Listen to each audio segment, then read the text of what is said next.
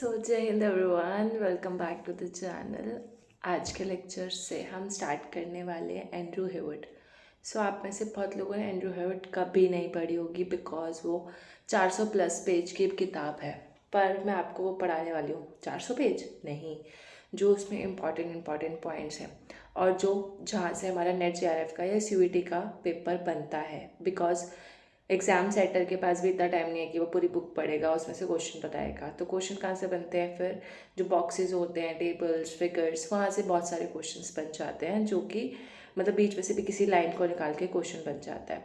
तो आज के लेक्चर में हम इम्पॉर्टेंट थिंकर्स कवर करेंगे जो कि एंड्रू हेवर्ट में दे रखे हैं। कुछ आपके थिंकर्स वो WPT के हैं, कुछ थिंकर्स उसमें IR के हैं और कुछ पॉलिटिकल थ्योरी के थिंकर्स हैं। लेकिन हम बुक वाइज कवर कर रहे हैं तो सब कुछ कवर हो जाएगा। प्लस एंड्रू हेवर्ट के 2 पार्ट बनेंगे, ये पहला पार्ट है। इसके बाद पार्ट बनेगा ट्रेडिशंस के ऊपर, जिसमें मैं आइडियोलॉजीज़ कराऊंगी जो कि एंड्रू हेवर्ट में मेंशन्ड है। ठीक है, सो लेट्स बिगिन। और पहले देखते हैं कि कौन कौन से थिंकर्स आप पढ़ने वाले हो आज के लेक्चर में। उस हिसाब से आप डिसाइड करते हो कि मुझे आज का लेक्चर लेना है या नहीं। ठीक है, सो लेट्स बिगिन। आज के लेक्चर में हम ये थिंकर्स कवर करने वाले हैं। थॉमस एक्विंस, जिनके बारे में आपने शायद नहीं सुना होगा और यूनिक थिंकर की कैटेगरी में आते हैं। हैना एरेंट नहीं पढ़ेंगे क्योंकि इसके लिए मैं ऑलरेडी आपको WPT की प्लेलिस्ट बना रखी है, उसमें मैं कवर करवा चुकी हूँ। तो इस बॉक्स में तो बहुत कम चीज़ें लिखी हैं, उसमें मैंने सब कुछ डिटेल में कवर कराया है, तो वो देख लेना। प्लस ट्रिक के साथ भी याद कराया है। एरिस्टोटल ऊपर से एक बार पढ़ लेंगे। सेथ अगस्टाइन ऑफ हिप्पो करेंगे, very important unique thinker. Isaiah Berlin करेंगे, एडमंड बर्ग करेंगे, मिशेल फुको करेंगे। गांधी जी का नहीं करेंगे क्योंकि वही कॉमन सी सारी बातें लिखी हुई हैं जो हमें पता है। देन हीगल करेंगे, Thomas Hobbes, Thomas Jefferson, Immanuel Kant. Peter Kropotkin करेंगे, जॉन लॉक का ऊपर से थ्योरी पढ़ेंगे। निकोला मैकेवली नहीं करेंगे क्योंकि ये WPT की प्लेलिस्ट में हो चुका है। देन जेम्स मेडिसन करेंगे, कार्ल मार्क्स करेंगे और जो JS मिल करेंगे। कार्ल मार्क्स भी मैं सोच रही हूँ स्किप कर दूँ क्योंकि ऑलरेडी मैं ओपिगावा की सीरीज़ में करवा चुकी हूँ और कार्ल मार्क्स अभी आपको WPT की प्लेलिस्ट में एकदम डिटेल में मिल जाएगा। प्लस हीगल का भी बना हुआ है वैसे प्लेलिस्ट में, तो हीगल भी आप देख सकते हो। यहाँ से हम थोड़ा सा ओवरव्यू ले लेंगे। फ्रेडरिक नीश करेंगे, रॉबर्ट नॉजिक करेंगे। प्लेटो WPT की प्लेलिस्ट में हो चुका है लेकिन ऊपर से एक बार देख लेंगे बस। जॉन रॉल्स की थ्योरी करेंगे, जीन जैक्वेस रूसो करेंगे और मैरी वोल्स्टोनक्राफ्ट करेंगे। इसके बाद ट्रेडिशन शुरू हो जाएंगे जो कि हम करेंगे नेक्स्ट लेक्चर में। तो ये है आज का आपका ब्लूप्रिंट कि हम क्या क्या कौन कौन से थिंकर्स करने वाले हैं। So let's begin. जो सबसे पहले हमारे पास थिंकर है वो है प्लेटो। आपको पता है वो एरिस्टोक्रेटिक फैमिली से बिलोंग करते थे और सॉक्रेट्स के फॉलोअर थे, या हम सॉक्रेट्स के स्टूडेंट भी बोल सकते हैं प्लेटो को। प्लस वो जैसे क्योंकि सॉक्रेट्स की डेथ डेमोक्रेसी की वजह से हुई थी, इसलिए प्लेटो भी डेमोक्रेसी में के खिलाफ थे, उनको डेमोक्रेसी पसंद नहीं थी। ठीक है, एंड उनके अगर ये क्वेश्चन PYQ का है कि अकेडमी क्या है, उनका पहला यूनिवर्सिटी जो उन्होंने स्टैब्लिश की थी प्लेटो ने, उसका नाम अकेडमी। और उस अकेडमी में क्या होता था, जो नए अथेनियन रूलिंग क्लास थे, एथेंस और स्पार्टा आपको पता होंगे, तो जो भी नए एथेनियंस रूलिंग क्लास आते थे, जिसको प्लेटो ने अभी फिलोसफर किंग भी बोलते थे ना, राइट, तो वो एथेंस के रूलिंग क्लास होते थे। तो वहाँ पे जहाँ पे उनकी ट्रेनिंग होती थी उसका नाम था अकेडमी। तो ये कीवर्ड आप याद रखना, अकेडमी वाला। प्लस जो प्लेटो थे वो मटेरियल वर्ल्ड को बोलते थे कि जो मटेरियल वर्ल्ड है, मतलब जो हमारे आसपास का वर्ल्ड है, वो इम्परफेक्ट है। ठीक है, वो एब्स्ट्रैक्ट है, वहाँ पे एटर्नल आइडियाज बिलोंग करते हैं, मतलब बहुत आइडियलिस्टिक अप्रोच लेकर चलते थे। ठीक है, एब्स्ट्रैक्ट होता है, आपको एब्स्ट्रैक्ट का मतलब होगा एटर्नल, यानी कि जो हमेशा के लिए जो आइडियाज एग्जिस्ट करे। ठीक है, द इम्परफेक्ट कॉपीज हैं किसकी, एब्स्ट्रैक्ट और इटर्नल आइडियाज की, कहाँ पे, मटेरियल वर्ल्ड में। ऐसा प्लेटो का मानना था। और प्लेटो का फेमस वर्क आपको पता है द रिपब्लिक, और द रिपब्लिक में उन्होंने आइडियल स्टेट की बात की थी। तो उन्होंने प्लेटो ने कौन से बुक में आइडियल स्टेट का कॉन्सेप्ट दिया है, तो आपको याद रखना उनकी बुक द रिपब्लिक में दिया है। और प्लेटो का जस्ट स्टेट क्या कहता है, प्लेटो, आपने जस्ट स्टेट की थ्योरी पढ़ी होगी, तो प्लेटो का जस्ट स्टेट कहता है कि वो अथॉरिटेरियन है and was based upon a strict division of labour. ठीक है, अथॉरिटेरियन होगा प्लेटो का जस्ट स्टेट और स्ट्रिक्ट डिवीजन ऑफ लेबर होगा, यानी कि जो फिलोसफर किंग है वो सबसे ऊपर, उसके नीचे बाकी गार्डियंस क्लास आएंगी, देन आर्टिशियंस वगैरह आएंगे। ठीक है, तो ये हायरार्की होगी, मतलब स्ट्रिक्ट डिवीजन ऑफ लेबर होगा। ऐसा नहीं है कि जो गार्डियन क्लास है वो फिलोसफर किंग बन सकती है, या जो आर्टिशियन क्लास है वो गार्डियन क्लास बन सकती है। नो, जो जहाँ है वो वहीं रहेगा। इस बात के लिए प्लेटो को क्रिटिसाइज भी किया जाता था कि प्लेटो ने स्ट्रिक्ट डिवीजन ऑफ लेबर रखा था और वो मतलब कोई भी मिक्सअप नहीं कर सकते एक क्लास का दूसरे क्लास में, राइट। तो यहाँ पे उन्होंने ये बोला था government should be exercise exclusively by small collection of philosopher king. तो गवर्नमेंट को कौन चलाएगा, सरकार किसके हाथ में होगी, रूल किसके हाथ में होगा, फिलोसफर किंग के पास होगा। और फिलोसफर किंग के जो सपोर्टर्स होंगे वो होंगे ऑक्सिलरीज। ऑक्सिलरीज को एक साथ क्या बोला जाता था, गार्डियन क्लास। तो अगर गार्डियन क्लास लिखा हो या ऑक्सिलरीज लिखा हो एक ही बात है। तो auxiliaries like singular term and guardian class is a group of auxiliaries, simple, ठीक है। एंड ये ऑक्सिलरीज का क्या काम है, फिलोसफर किंग को सपोर्ट करना। और उनकी जो एजुकेशन है या उनका कम्युनिस्ट वे ऑफ लाइफ है वो ensure that they ruled on the basis of the wisdom, ठीक है। फिलोसफर किंग जो है किसके बेसिस पे रूल करेगा, विजडम। तो जैसे आपने प्लेटो का एक टेबल पढ़ा होगा वर्च्यू वाला, ठीक है, और जस्टिस जिसमें अलग अलग वो वर्च्यूज बताते हैं गार्डियन क्लास, और वो मेटल की थ्योरी पढ़ी होगी, ब्रॉन्ज कॉपर। तो जो अब WPT में और अच्छे से कवर करेंगे, अभी बस हम एंड्रयू हेवर्ट में जितना लिखा है उतना कवर कर रहे हैं ताकि हम जल्दी से जल्दी एंड्रयू हेवर्ट को खत्म करें और फिर उसके बाद WPT में इन सब थिंकर्स को डिटेल में कवर कर सके।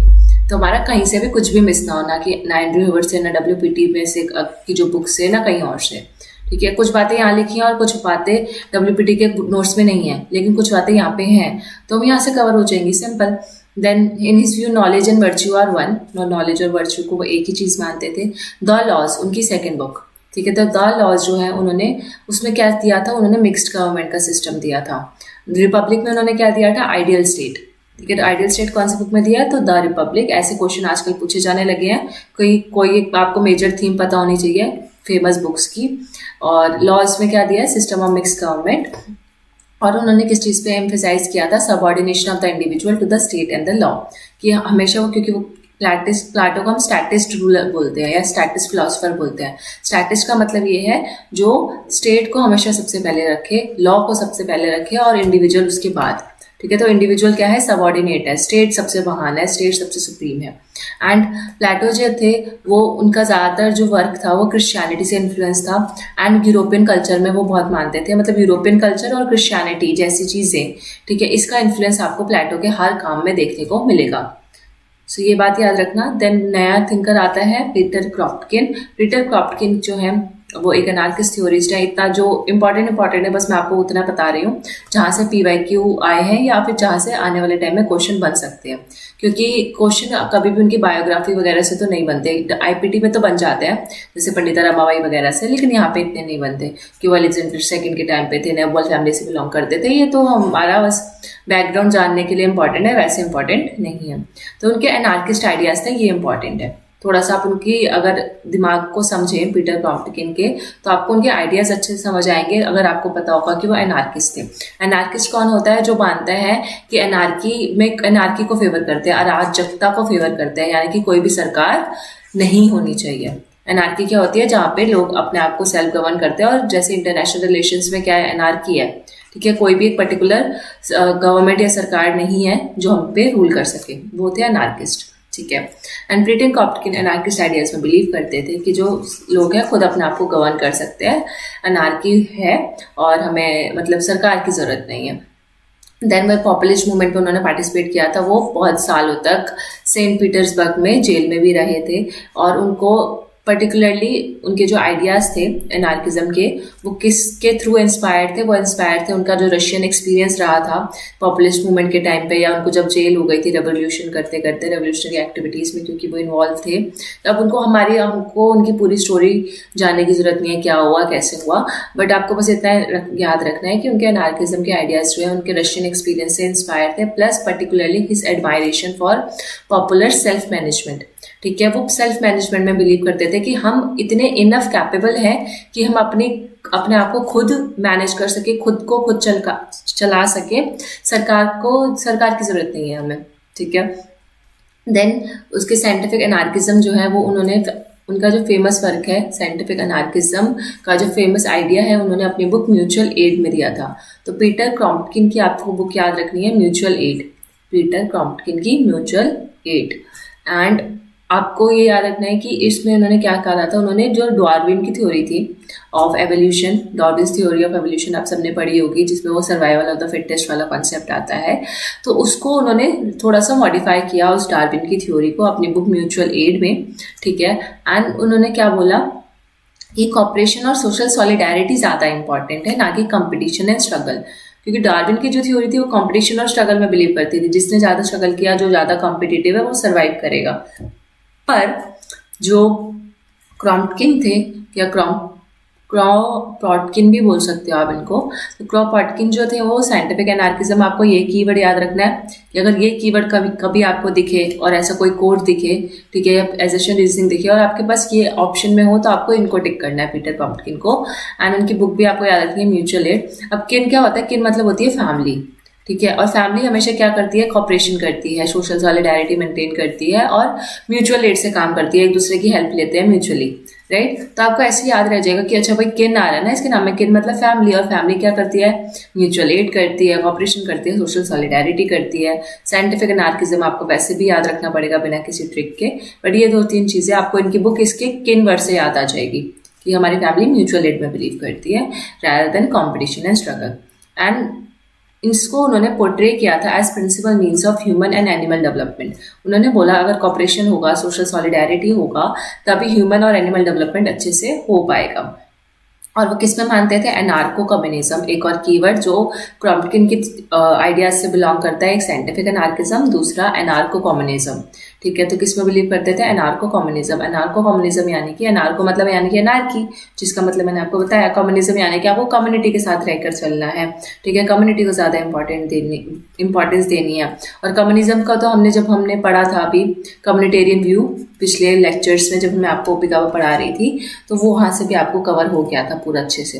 तब आपको बेसिक जो कीवर्ड्स है उनका मतलब आपको पता है अगर आपने वो सीरीज देखी है ओपिकावा की, और अब आपको सिर्फ एकदम अच्छे से समझना है चीज़ों को, ठीक है। Regarding capitalism and the state as interlinked obstacles to human kinds natural sociability, तो इनके अकॉर्डिंग एनार्को कम्युनिज्म में क्या था? एनार्को कम्युनिज्म का वो बोलते थे कि जो कैपिटलिज्म है और स्टेट है वो एक तरीके का क्या है? बांधा है, रिस्ट्रिक्शन है, ऑब्स्टेकल है, रुकावट है टू ह्यूमन काइंड्स नेचुरल सोशबिलिटी, ठीक है। तो वो स्टेट और कैपिटलिज्म के खिलाफ थे। इस लाइन से हमें ये चीज़ पता चलती है, क्योंकि वो अनार्की में बिलीव करते थे तो ऑब्वियसली स्टेट के खिलाफ होंगे। प्लस वो कॉपरेशन वगैरह में मानते थे, कंपटीशन वगैरह में नहीं मानते थे, तो ऑब्वियसली कैपिटलिज्म के भी खिलाफ होंगे, ठीक है। और उनको ये लगता था ये दोनों चीज़ें एक रुकावट है ह्यूमन के, किसके लिए? ह्यूमन के नेचुरल सोशलिबिलिटी के लिए, कि ह्यूमन कभी भी सोशलाइज नहीं हो पाएगा, वो कॉपरेशन में नहीं आ पाएगा, सोशल सॉलिडारिटी मेंटेन नहीं कर पाएगा अगर स्टेट और कैपिटलिज्म उसके रास्ते में खड़े रहेंगे तो।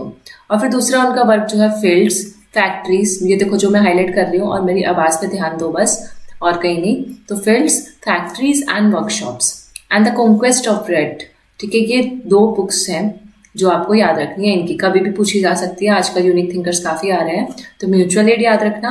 पर किन से ही आप याद रख सकते हो कि जो आपके किन है, आपकी जो फैमिली है, ठीक है, वो फैक्ट्री में काम करती है, वो वर्कशॉप्स में काम करती है, और वो अपने ब्रेड एंड बटर को सस्टेन करने के लिए कॉन्क्वेस्ट ऑफ ब्रेड करती है। यानी कि जो फैमिली का जो किन का जो मास्टर होता है वो सबके लिए क्या करता है? ब्रेड अर्न करके देता है ना, अर्नर, ब्रेड अर्नर बोलते हैं जिसको हम। तो वैसे आपको किन से याद रखना है ये सारी एक कहानी की तरह।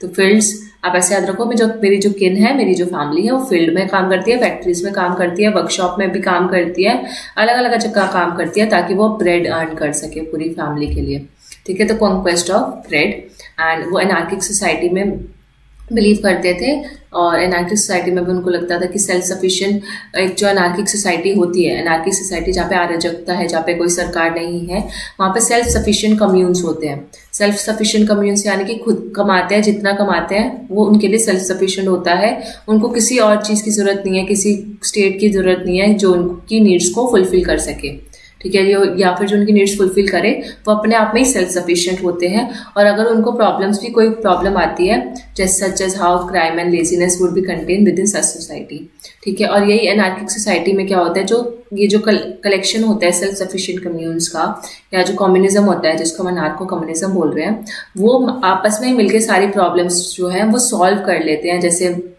क्राइम रेट बढ़ रहा है, लेजीनेस है, कुछ भी है, ठीक है, यहाँ पे तो 2-3 एग्जाम्पल्स दिए हैं, तो वो सारे प्रॉब्लम्स भी वो खुद ही सॉल्व कर लेते हैं। देन बात करते हैं क्रॉप्टकिन जो थे वो फेवर में थे कम्युनिस्ट सोसाइटी के, ये याद रखना, in which wealth would be owned in a common by all.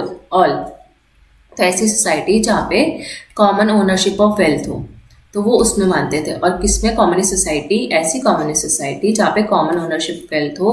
तो ये आपको मैंने कम्युनिस्ट सोसाइटी ऑलरेडी समझा चुकी हूँ कम्युनिटेरियन व्यू में। And a form of anarchism in which human beings could manage their own affairs cooperatively and peacefully. और ऐसा एनार्किज्म हो, ऐसी अराजकता हो जहाँ पे ह्यूमन बींग्स जो है अपने खुद के अफेयर्स को, अफेयर्स यानी कि ऐसा नहीं एक दूसरे के साथ अफेयर कर रहे हो, वो वाला अफेयर नहीं, मतलब कोई भी जो प्रॉब्लम हो रही है सोसाइटी में, जो कुछ भी हो रहा है उसको आप कॉपरेशन के साथ और पीसफुली क्या कर रहे हो? मैनेज कर रहे हो। तो ये क्रॉम्प्टकिन का व्यू है, ये आपको याद रखना है। और ओपी काबत का जो लेक्चर सीरीज है मैं आपको लिंक डिस्क्रिप्शन में डाल दूंगी, या जब आप मेरे प्लेलिस्ट सेक्शन में जाओगे सिर्फ 10 लेक्चर है, ठीक है, वो देख लेना। उसमें भी 10 में से जो कम्युनिटेरियन और लिबरल व्यू, जहाँ पे मैंने व्यूज पढ़ाए हैं अलग अलग व्यू ने, वो पढ़ लेना एक बार, तो आपको ये सारी की टर्म्स फिर समझ आएंगी हमेशा। सो जो फ्रेडरिक नीश है, उन्होंने वो मानते थे कि इसमें थियोलॉजी में मानते थे पहले, लेकिन थियोलॉजी क्या होता है? स्टडी ऑफ गॉड, ठीक है। तो वो स्टडी ऑफ गॉड में मानते थे पहले कि हम चलो भगवान की स्टडी करते हैं, रिलीजन की स्टडी करते हैं, लेकिन बाद में उन्होंने थियोलॉजी को ना अडॉप्ट करके, क्योंकि यहाँ पे लिखा है अबंडेंट, तो इन्होंने थियोलॉजी को छोड़ के फिलोलॉजी में बिलीव करा था। फिलोलॉजी में मतलब क्या होता है? Study of literature, study of culture या स्टडी ऑफ लैंग्वेज, ये सारी चीज़ें, ठीक है। So not so important. या यहाँ से मेन पार्ट इनके कॉन्सेप्ट्स आते हैं। जो फ्रेडरिक नीश है उनका जो फेमस कॉन्सेप्ट है वो है विल टू पावर।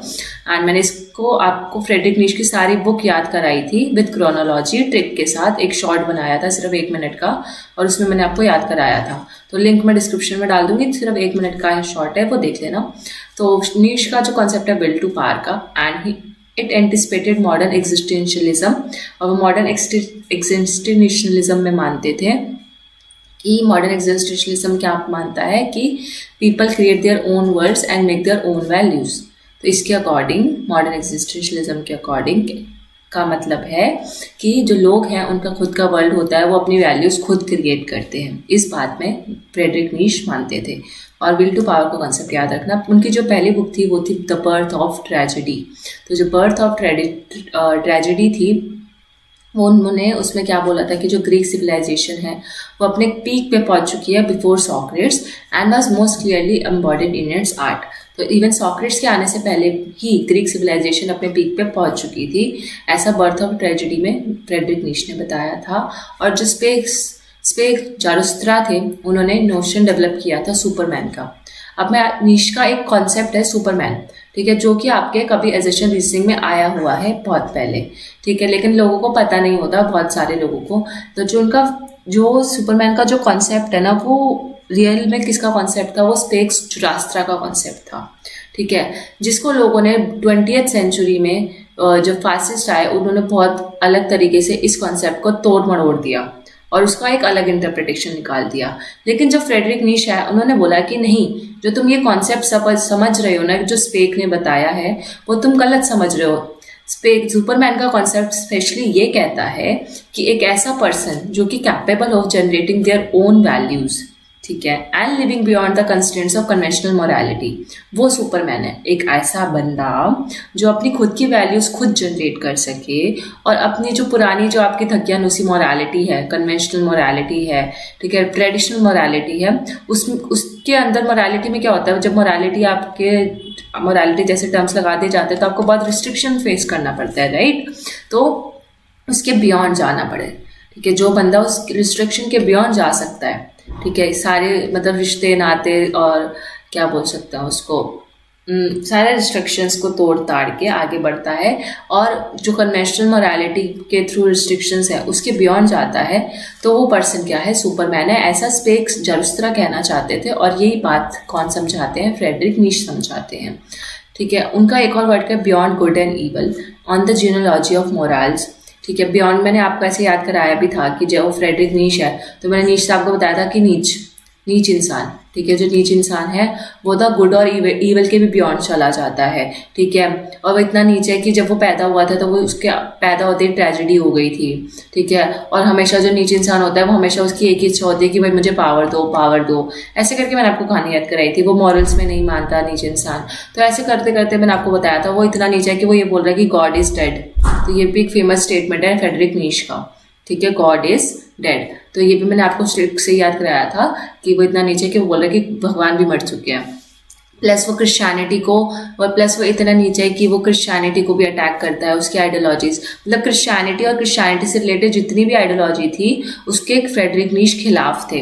तो क्रिश्चियनिटी से रिलेटेड और कौन कौन सी आइडियोलॉजीज थी, जैसे लिबरलिज्म, सोशलिज्म, तो ये सारी जो आइडियोलॉजीज थी ना फ्रेडरिक नीश इसके खिलाफ थे, क्योंकि ये क्रिश्चियनिटी से रिलेटेड थी, प्लस ये स्लेव मोरालिटी को प्रमोट करती थी, ये सारी आइडियोलॉजीज। वेयर एज जो फ्रेडरिक नीश थे वो किस में मानते थे, मास्टर मोरालिटी में, ना कि स्लेव मोरालिटी में।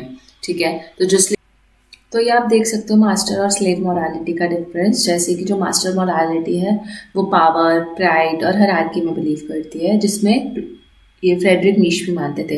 वेयर जो स्लेव मोरालिटी है उसमें काइंडनेस, एम्पैथी, सिंपैथी जैसे वर्ड्स यूज होते हैं।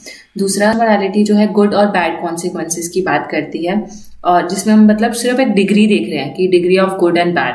वेयर एज जो स्लेव मोरालिटी है उसमें हम गुड और ईवल इंटेंशन देखते हैं, ये बहुत मेजर पॉइंट है कि एक तरफ गुड और ईवल है, दूसरी तरफ गुड और बैड का कॉन्सेप्ट है। ठीक है, तो इसमें फ्रेडरिक नीश किस में मानते हैं, मास्टर मोरालिटी में मानते हैं, क्योंकि जो कि लास्ट पॉइंट कहता है इसको जस्टिफाई करता है इन सब चीज़ों को, क्योंकि फ्रेडरिक नीश को लगता था कि जो मास्टर जब अपनी मोरालिटी को एक्सरसाइज करते हैं एज अ मास्टर, तो वो अपना जब डर का इस्तेमाल करते हैं लोगों को समझाने के लिए, तो ताकि उनमें एक सेंस, जो नोबल्स हैं, ठीक है, या जो उनके नीचे जो स्लेव्स हैं, उनमें एक सेंस ऑफ रिस्पेक्ट जनरेट हो, as they see them as the origin of vanity and good. ठीक है, नॉवेल्स को वो क्या देखते थे कि वो ओरिजिन ऑफ गुड है, वैनिटी है। ठीक है, वैनिटी मतलब भी अच्छा होता है। देन स्लेव मोरालिटी में क्या होता है, स्लेव मोरालिटी में जो स्लेव्स है वो सबको इक्वल देखते हैं, लेकिन उसमें एक दिक्कत है कि वो अपने आप को नीचा देखते हैं। ठीक है, और उनको लगता है कि हम नॉबल्स से काफ़ी नीचे हैं और अपने आप को ही वो ऑप्रेशन और उनको सफरिंग फेस करनी पड़ती है। ठीक है, तो जो कि आई होप आपको छोटू सा डिफरेंस समझ आया होगा। देन बस आपको ये कीवर्ड्स याद रखना है, अगर आपको इसका दोनों का मतलब डिफरेंस भी याद ना रहे कोई बात नहीं, बस आपको ये इनकी बुक याद रखो। सुपरमैन का कॉन्सेप्ट इनका है, बिल्ड टू पावर का कॉन्सेप्ट इनका है, और slave morality versus master morality का कॉन्सेप्ट इनका है। फेवर वो मास्टर मोरालिटी को करते हैं, बस इतना, और वो क्रिश्चियनिटी और उसकी आइडियोलॉजीज के खिलाफ है। अब बात करते हैं फ्रेडरिक हीगल की। अब हीगल से ही सारी कहानियां शुरू होती है, आगे कार्ल मार्क्स, एंजल्स, इन सब से इंस्पायर होकर अपनी थ्योरी देते हैं। तो हीगल जो है काफ़ी इंपॉर्टेंट बंदा है हमारे इस थिंकर्स में, ठीक है, जिनकी वजह से काफ़ी सारी आइडियोलॉजी डेवलप हुई आगे चल के। तो इनको फाउंडर ऑफ मॉडर्न आइडियलिज्म बोला जाता है, पहला पॉइंट याद रखना। Who is the founder of modern idealism? Friedrich Hegel. ना, और फाउंडर ऑफ आइडियलिज्म पूछा जाए तो प्लेटो, ठीक है, मॉडर्न आइडियलिज्म पूछा जाए तो हीगल। ठीक है, और उन्होंने क्या डेवलप किया था, कॉन्शियसनेस एंड मटेरियल ऑब्जेक्ट्स का जो आइडिया था वो डेवलप किया था कि ये जो कॉन्शियसनेस है और मटेरियल ऑब्जेक्ट्स हैं वो क्या है, यूनिफाइड है, एक साथ है। Phenomenology of spirit, very very important book of Hegel, and उन्होंने इस पर रैशनल सिस्टम डेवलप किया था that would substitute for traditional Christianity, कि वो बोलते हैं कि क्रिश्चियनिटी का एक लौता सब्स्टिट्यूट, मतलब जो पुराने टाइम से, जो इतने टाइम से ट्रेडिशनल क्रिश्चियनिटी जो चलती आ रही है जिसमें लोग मान रहे हैं, ठीक है, तो उसका एक अच्छा सब्स्टिट्यूट क्या हो सकता है, उसका एक अच्छा ऑल्टरनेटिव क्या हो सकता है, तो क्रिश्चियनिटी की जगह हम एक रैशनल सिस्टम को चूज कर सकते हैं। ठीक है, रैशनल सिस्टम को अपना सकते हैं क्रिश्चियनिटी की जगह। कैसे? By interpreting the entire process of human history. पूरा ह्यूमन हिस्ट्री को समझो, ठीक है, स्टडी करो, उसको इंटरप्रेट करो और एक रैशनल सिस्टम डेवलप करो, एंड वहाँ पे प्रोग्रेस हो of absolute mind towards self realization. और वो रैशनल सिस्टम में क्या होगा, जब हम पूरा ह्यूमन हिस्ट्री को स्टडी करेंगे तो रैशनल सिस्टम जो है वो बेस्ड होगा progress of absolute mind towards self realization की तरफ हम जाएंगे। और history is a march of the human spirit towards a determinant end end point. तो history is a march of God on earth वाली जो स्टेटमेंट है वो भी हीगल की है। प्लस आपको ये भी याद रखना है कि history is a march of human spirit towards a determinant end point. ठीक है, तो ये भी एक कोट है जो कि आपके पीवाईक्यू में आई डोंट थिंक आया है, मार्च ऑफ गॉड ऑन अर्थ तो आया है, पर ये वाला शायद ये भी आ सकता है नेक्स्ट टाइम कोट, कि अगर पूछा जाए कि history is a march of human spirit towards a determinant end point, तो ये हीगल का कोट है, ये याद रखना। फिलोसफी ऑफ राइट किसकी बुक है? फिलोसफी ऑफ राइट बुक है organic theory of philosophy of right Hegel की बुक है, और इसमें उन्होंने ऑर्गेनिक थ्योरी ऑफ स्टेट दिया है। तो अगर ऑर्गेनिक थ्योरी ऑफ स्टेट कौन सी बुक में दिया है, तो फिलोसफी ऑफ राइट में हीगल ने दिया था, जिसमें उन्होंने उसको ऑर्गेनिक थ्योरी ऑफ स्टेट को highest expression of human freedom माना है। ठीक है, highest expression of human freedom किसको माना है? ऑर्गेनिक थ्योरी ऑफ स्टेट को माना है हीगल ने। 3 मूवमेंट्स ऑफ सोशल एग्जिस्टेंस उन्होंने दिए थे, तो ये भी याद रखना, very very important, family, civil society and state. Family, civil society and state, ये 3 सोशल एग्जिस्टेंस के मूवमेंट्स है, ठीक है, मूवमेंट्स यानी कि principles with in the family. अब उन्होंने तीनों एक एक करके समझाते हैं कि जो फैमिली है वो पर्टिकुलर एल्ट्रुइज्म में बिलीव करती है, ठीक है, एल्ट्रुइज्म में वो इनकरेज करती है तो लोगों को to set aside their own interest. अब मतलब कि पर्टिकुलर एल्ट्रुइज्म क्या कहता है कि अपने इंटरेस्ट को छोड़ के आप दूसरों के बारे में सोच रहे हो। एल्ट्रुइज्म का मतलब सीधा सीधा ये है, एल्ट्रुइज्म का मतलब होता है वेलफेयर, ठीक है, और इगोइज्म का मतलब कि सिर्फ आप ईगो हो, आप में बहुत ईगो है और आप सिर्फ अपने बारे में सोच रहे हो, तो सेल्फ इंटरेस्ट। अब आपको ये समझ आ गया। पर्टिकुलर का मतलब सिर्फ एक पर्टिकुलर मतलब कि आपका एरिया स्मॉल है, मतलब फैमिली, ठीक है, तो वो पर्टिकुलर अल्ट्रुइज्म। और जब वही यूनिवर्सल अल्ट्रुइज्म हो जाएगा तो मतलब कि स्टेट वेलफेयर के लिए काम कर रही है, अल्ट्रुइज्म मतलब वेलफेयर, और यूनिवर्सल इसलिए क्योंकि वो बड़े लेवल पे काम कर रही है। और फैमिली भी सेम चीज कर रही है, वेलफेयर कर रही है पर छोटे लेवल पे कर रही है, इसको इसलिए हम इसको पर्टिकुलर बोलते हैं और इसको यूनिवर्सल बोलते हैं। तो अल्ट्रुइज्म का, इगोइज्म का कॉन्सेप्ट अगर आपको आए, वैसे तो ये चार्ट है पूरा, ठीक है, जो हीगल ने बना ऐसे टेबल फॉर्म में ये चार्ट है ऐसे करके, एक तरफ यूनिवर्सल इगोइज्म पर एल्ट्रुइज्म, एक तरफ इसका वो कीवर्ड लिखा हुआ है, एक तरफ इसके एग्जांपल्स लिखे हुआ है। तो मैं आपको WPT के टाइम पे बता दूंगी, लेकिन अभी आप इसको यहाँ पे भी याद रख लो कि अल्ट्रुइज्म, इगोइज्म जैसे कॉन्सेप्ट्स किसके हैं और किस कॉन्सेप्ट में किसको रखा गया है। तो पर्टिकुलर अल्ट्रुइज्म कौन करता है? अल्ट्रुइज्म मतलब आपको होता है फैमिली, छोटे लेवल पे कौन करेगा? फैमिली करेगी, राइट। और उसमें वो अपने इंटरेस्ट के बारे में ना सोच के अपने रिलेटिव्स के इंटरेस्ट के बारे में सोचेगी। सिविल सोसाइटी क्या होता है? यूनिवर्सल इगोइज्म होता है, ठीक है। तो सिविल सोसाइटी मतलब यूनिवर्सल इगोइज्म, यानी कि बड़े लेवल पे सिविल सोसाइटी काम करती है, और वो मतलब फैमिली का एकदम उल्टा सिविल सोसाइटी आ जाएगा। और वो क्या है? वो अपने सिर्फ सेल्फ इंटरेस्ट के लिए काम करती है, दूसरे के बारे में नहीं सोचती।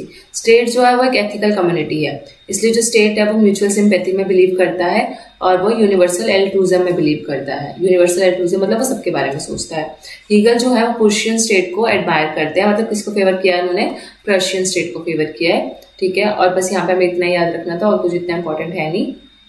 अब एरिस्टोटल मैं ऑलरेडी करवा चुकी हूँ, मैंने WPT की जो प्लेलिस्ट है वहाँ पे सागर सर ने करा रखा है, आप देख सकते हो। पेरिपेटेटिक स्कूल मेरे को आपको यहाँ बताना था कि अगर कभी क्वेश्चन आ जाए कि पेरिपेटेटिक स्कूल किसका है, तो पता होना चाहिए एरिस्टोटल का है, जहाँ पे वो logic, physics, metaphysics, astronomy, metrology, biology, ethics और पॉलिटिक्स जैसी चीज़ें सिखाते थे। प्लस या इनकी बुक्स वगैरह सब आपको लेक्चर में मिल जाएगी और आपने बहुत बारी पढ़ा हुआ भी होगा, ठीक है। पॉलिटिक्स को मास्टर साइंस किसने बोला है? एरिस्टोटल ने बोला है। बाकी आपको मैं ये वाला PDF दे दूंगी, ये 59 पेजेस का PDF है जो मैंने अलग से खुद बनाया है, ठीक है। सो आपको वहाँ पे ये चीज़ें दिख जाएंगी, तो आप वहाँ से रिवीजन के लिए तो देख सकते हो, पर लेक्चर में अभी हम कवर नहीं कर रहे हैं क्योंकि ऑलरेडी बन चुका है इसका प्लेलिस्ट। फिर बात करते हैं सेंट अगस्टीन ऑफ हिप्पो। ये बहुत कम जगह आपको नोट्स में मिलेंगे। ये नॉर्थ अफ्रीका के थिंकर है और नॉर्थ अफ्रीका में पैदा हुए थे और इन्होंने क्रिश्चियनिटी में कन्वर्ट किया था। अब आपको ये लाइन पढ़ के पंडिता रमाबाई भी याद आएंगी क्योंकि उन्होंने भी क्रिश्चियनिटी में कन्वर्ट किया था। देन इनको as a bishop of Hippo बोला जाता है। क्या बोला जाता है? As a bishop of Hippo. Bishop क्या होते हैं? जो चर्च के पादरी होते हैं, प्रीस्ट होते हैं, राइट। और हिप्पो एक जगह का नाम है। तो नॉर्थ अफ्रीका में इनको बाइशॉप ऑफ हिप्पो अगर पूछा जाए तो सेंट अगस्टीन को बोला जाता था। और आपको ये भी याद रहेगा कि ये बाइशॉप थे क्योंकि इनके नाम में क्या आ रहा है? सेंट आ रहा है। सेंट होता है ना, सेंटली पर्सन, तो वैसा आपको उससे याद रखना है कि सेंट हैं तो बहुत अच्छे स्पिरिचुअल होंगे, क्रिश्चियनिटी में मानते होंगे, ठीक है। क्रिश्चियनिटी को मानते हैं तो क्रिश्चियनिटी को डिफेंड करेंगे। नियो प्लेटोनिक फिलॉसफी है इनकी, अगर कभी क्वेश्चन आए नियो प्लेटोनिक फिलॉसफी किसकी है, ठीक है। तो neo platonic philosophy saint Augustine की है, जो कि मतलब प्लेटो की थ्योरी से इंस्पायर होकर इन्होंने नई थ्योरी दी थी, नियो प्लेटोनिक फिलॉसफी। ऐसी कुछ बातें होती है हमें कहीं पता नहीं चलती, लेकिन हमारे फिर क्वेश्चन पेपर में आ जाती है और फिर हम कहते हैं कहाँ से आ गया। देन सिटी ऑफ गॉड, ठीक है, उनका मेजर वर्क है। तो आप ऐसे याद रखो जैसे सेंट है ये बंदा, सेंट अगस्तीन, तो ये सेंट है तो ये गॉड की बात कर रहे हैं, है ना। और ये मतलब एक सिटी ऑफ गॉड में रहते हैं, ये सेंटली पर्सन है, ये बाइशॉप है और ये सिटी ऑफ गॉड में रहते हैं। तो ऐसे उनका वर्क आपको याद रहेगा। प्लस इन्होंने चर्च और स्टेट के बीच का कैसा रिलेशनशिप होना चाहिए इस बुक में बताया था, और दो करेक्टरिस्टिक्स बताए थे दो सिंबॉलिक सिटीज के। दो सिंबॉलिक सिटीज कौन कौन सी है? एक अर्थली सिटी और एक हेवनली सिटी। हेवनली सिटी में उन्होंने दो सिटीज बताई थी, जेरूसलेम और बेबीलोन। हेवनली सिटी कौन कौन सी? जहाँ पे अच्छे काम होते हैं, सिंपल सी बात, हेवनली है, ठीक है। ऐसा कोई सिटी का नाम नहीं था कि ये अर्थली है ये हेवनली है। उन्होंने बस दो कैटेगरी में पूरे समाज को बांट दिया था कि कुछ सिटीज जो है नॉर्थ अफ्रीका की, वो है वहाँ पे नॉर्थ अफ्रीका के थिंक करते हैं, पर ये नॉर्थ अफ्रीका की नहीं है, सॉरी। सो वो बोलते हैं कि हेवनली सिटी जेरूसलेम और बेबीलोन है, और अर्थली सिटीज बाकी सारी हैं, ठीक है। तो हेवनली सिटीज़ क्या होती हैं? हेवनली सिटी जहाँ पे स्पिरिचुअलिटी की बात हो, लव ऑफ गॉड हो, ठीक है, जहाँ पे रूलर्स और सब्जेक्ट्स एक दूसरे कॉमन गुड के लिए एक साथ काम करते हो, वो बाइंडेड हो। ऐसे नहीं कि रूलर सब्जेक्ट्स को एक्सप्लॉइट कर रहे हैं, नहीं, एक साथ मिलकर काम कर रहे हैं कॉमन गुड के लिए, ठीक है, भेदभाव नहीं है। तो वो बोलते थे हेवनली सिटी, इसलिए बोलता हूँ मैं इनको क्योंकि जो यहाँ के लोग होंगे, जो यहाँ के रूलर्स और सब्जेक्ट होंगे, जो ऐसी सिटी में रह रहे हैं, वो हेवन जाएंगे। कहाँ जाएंगे? हेवन में जाएंगे।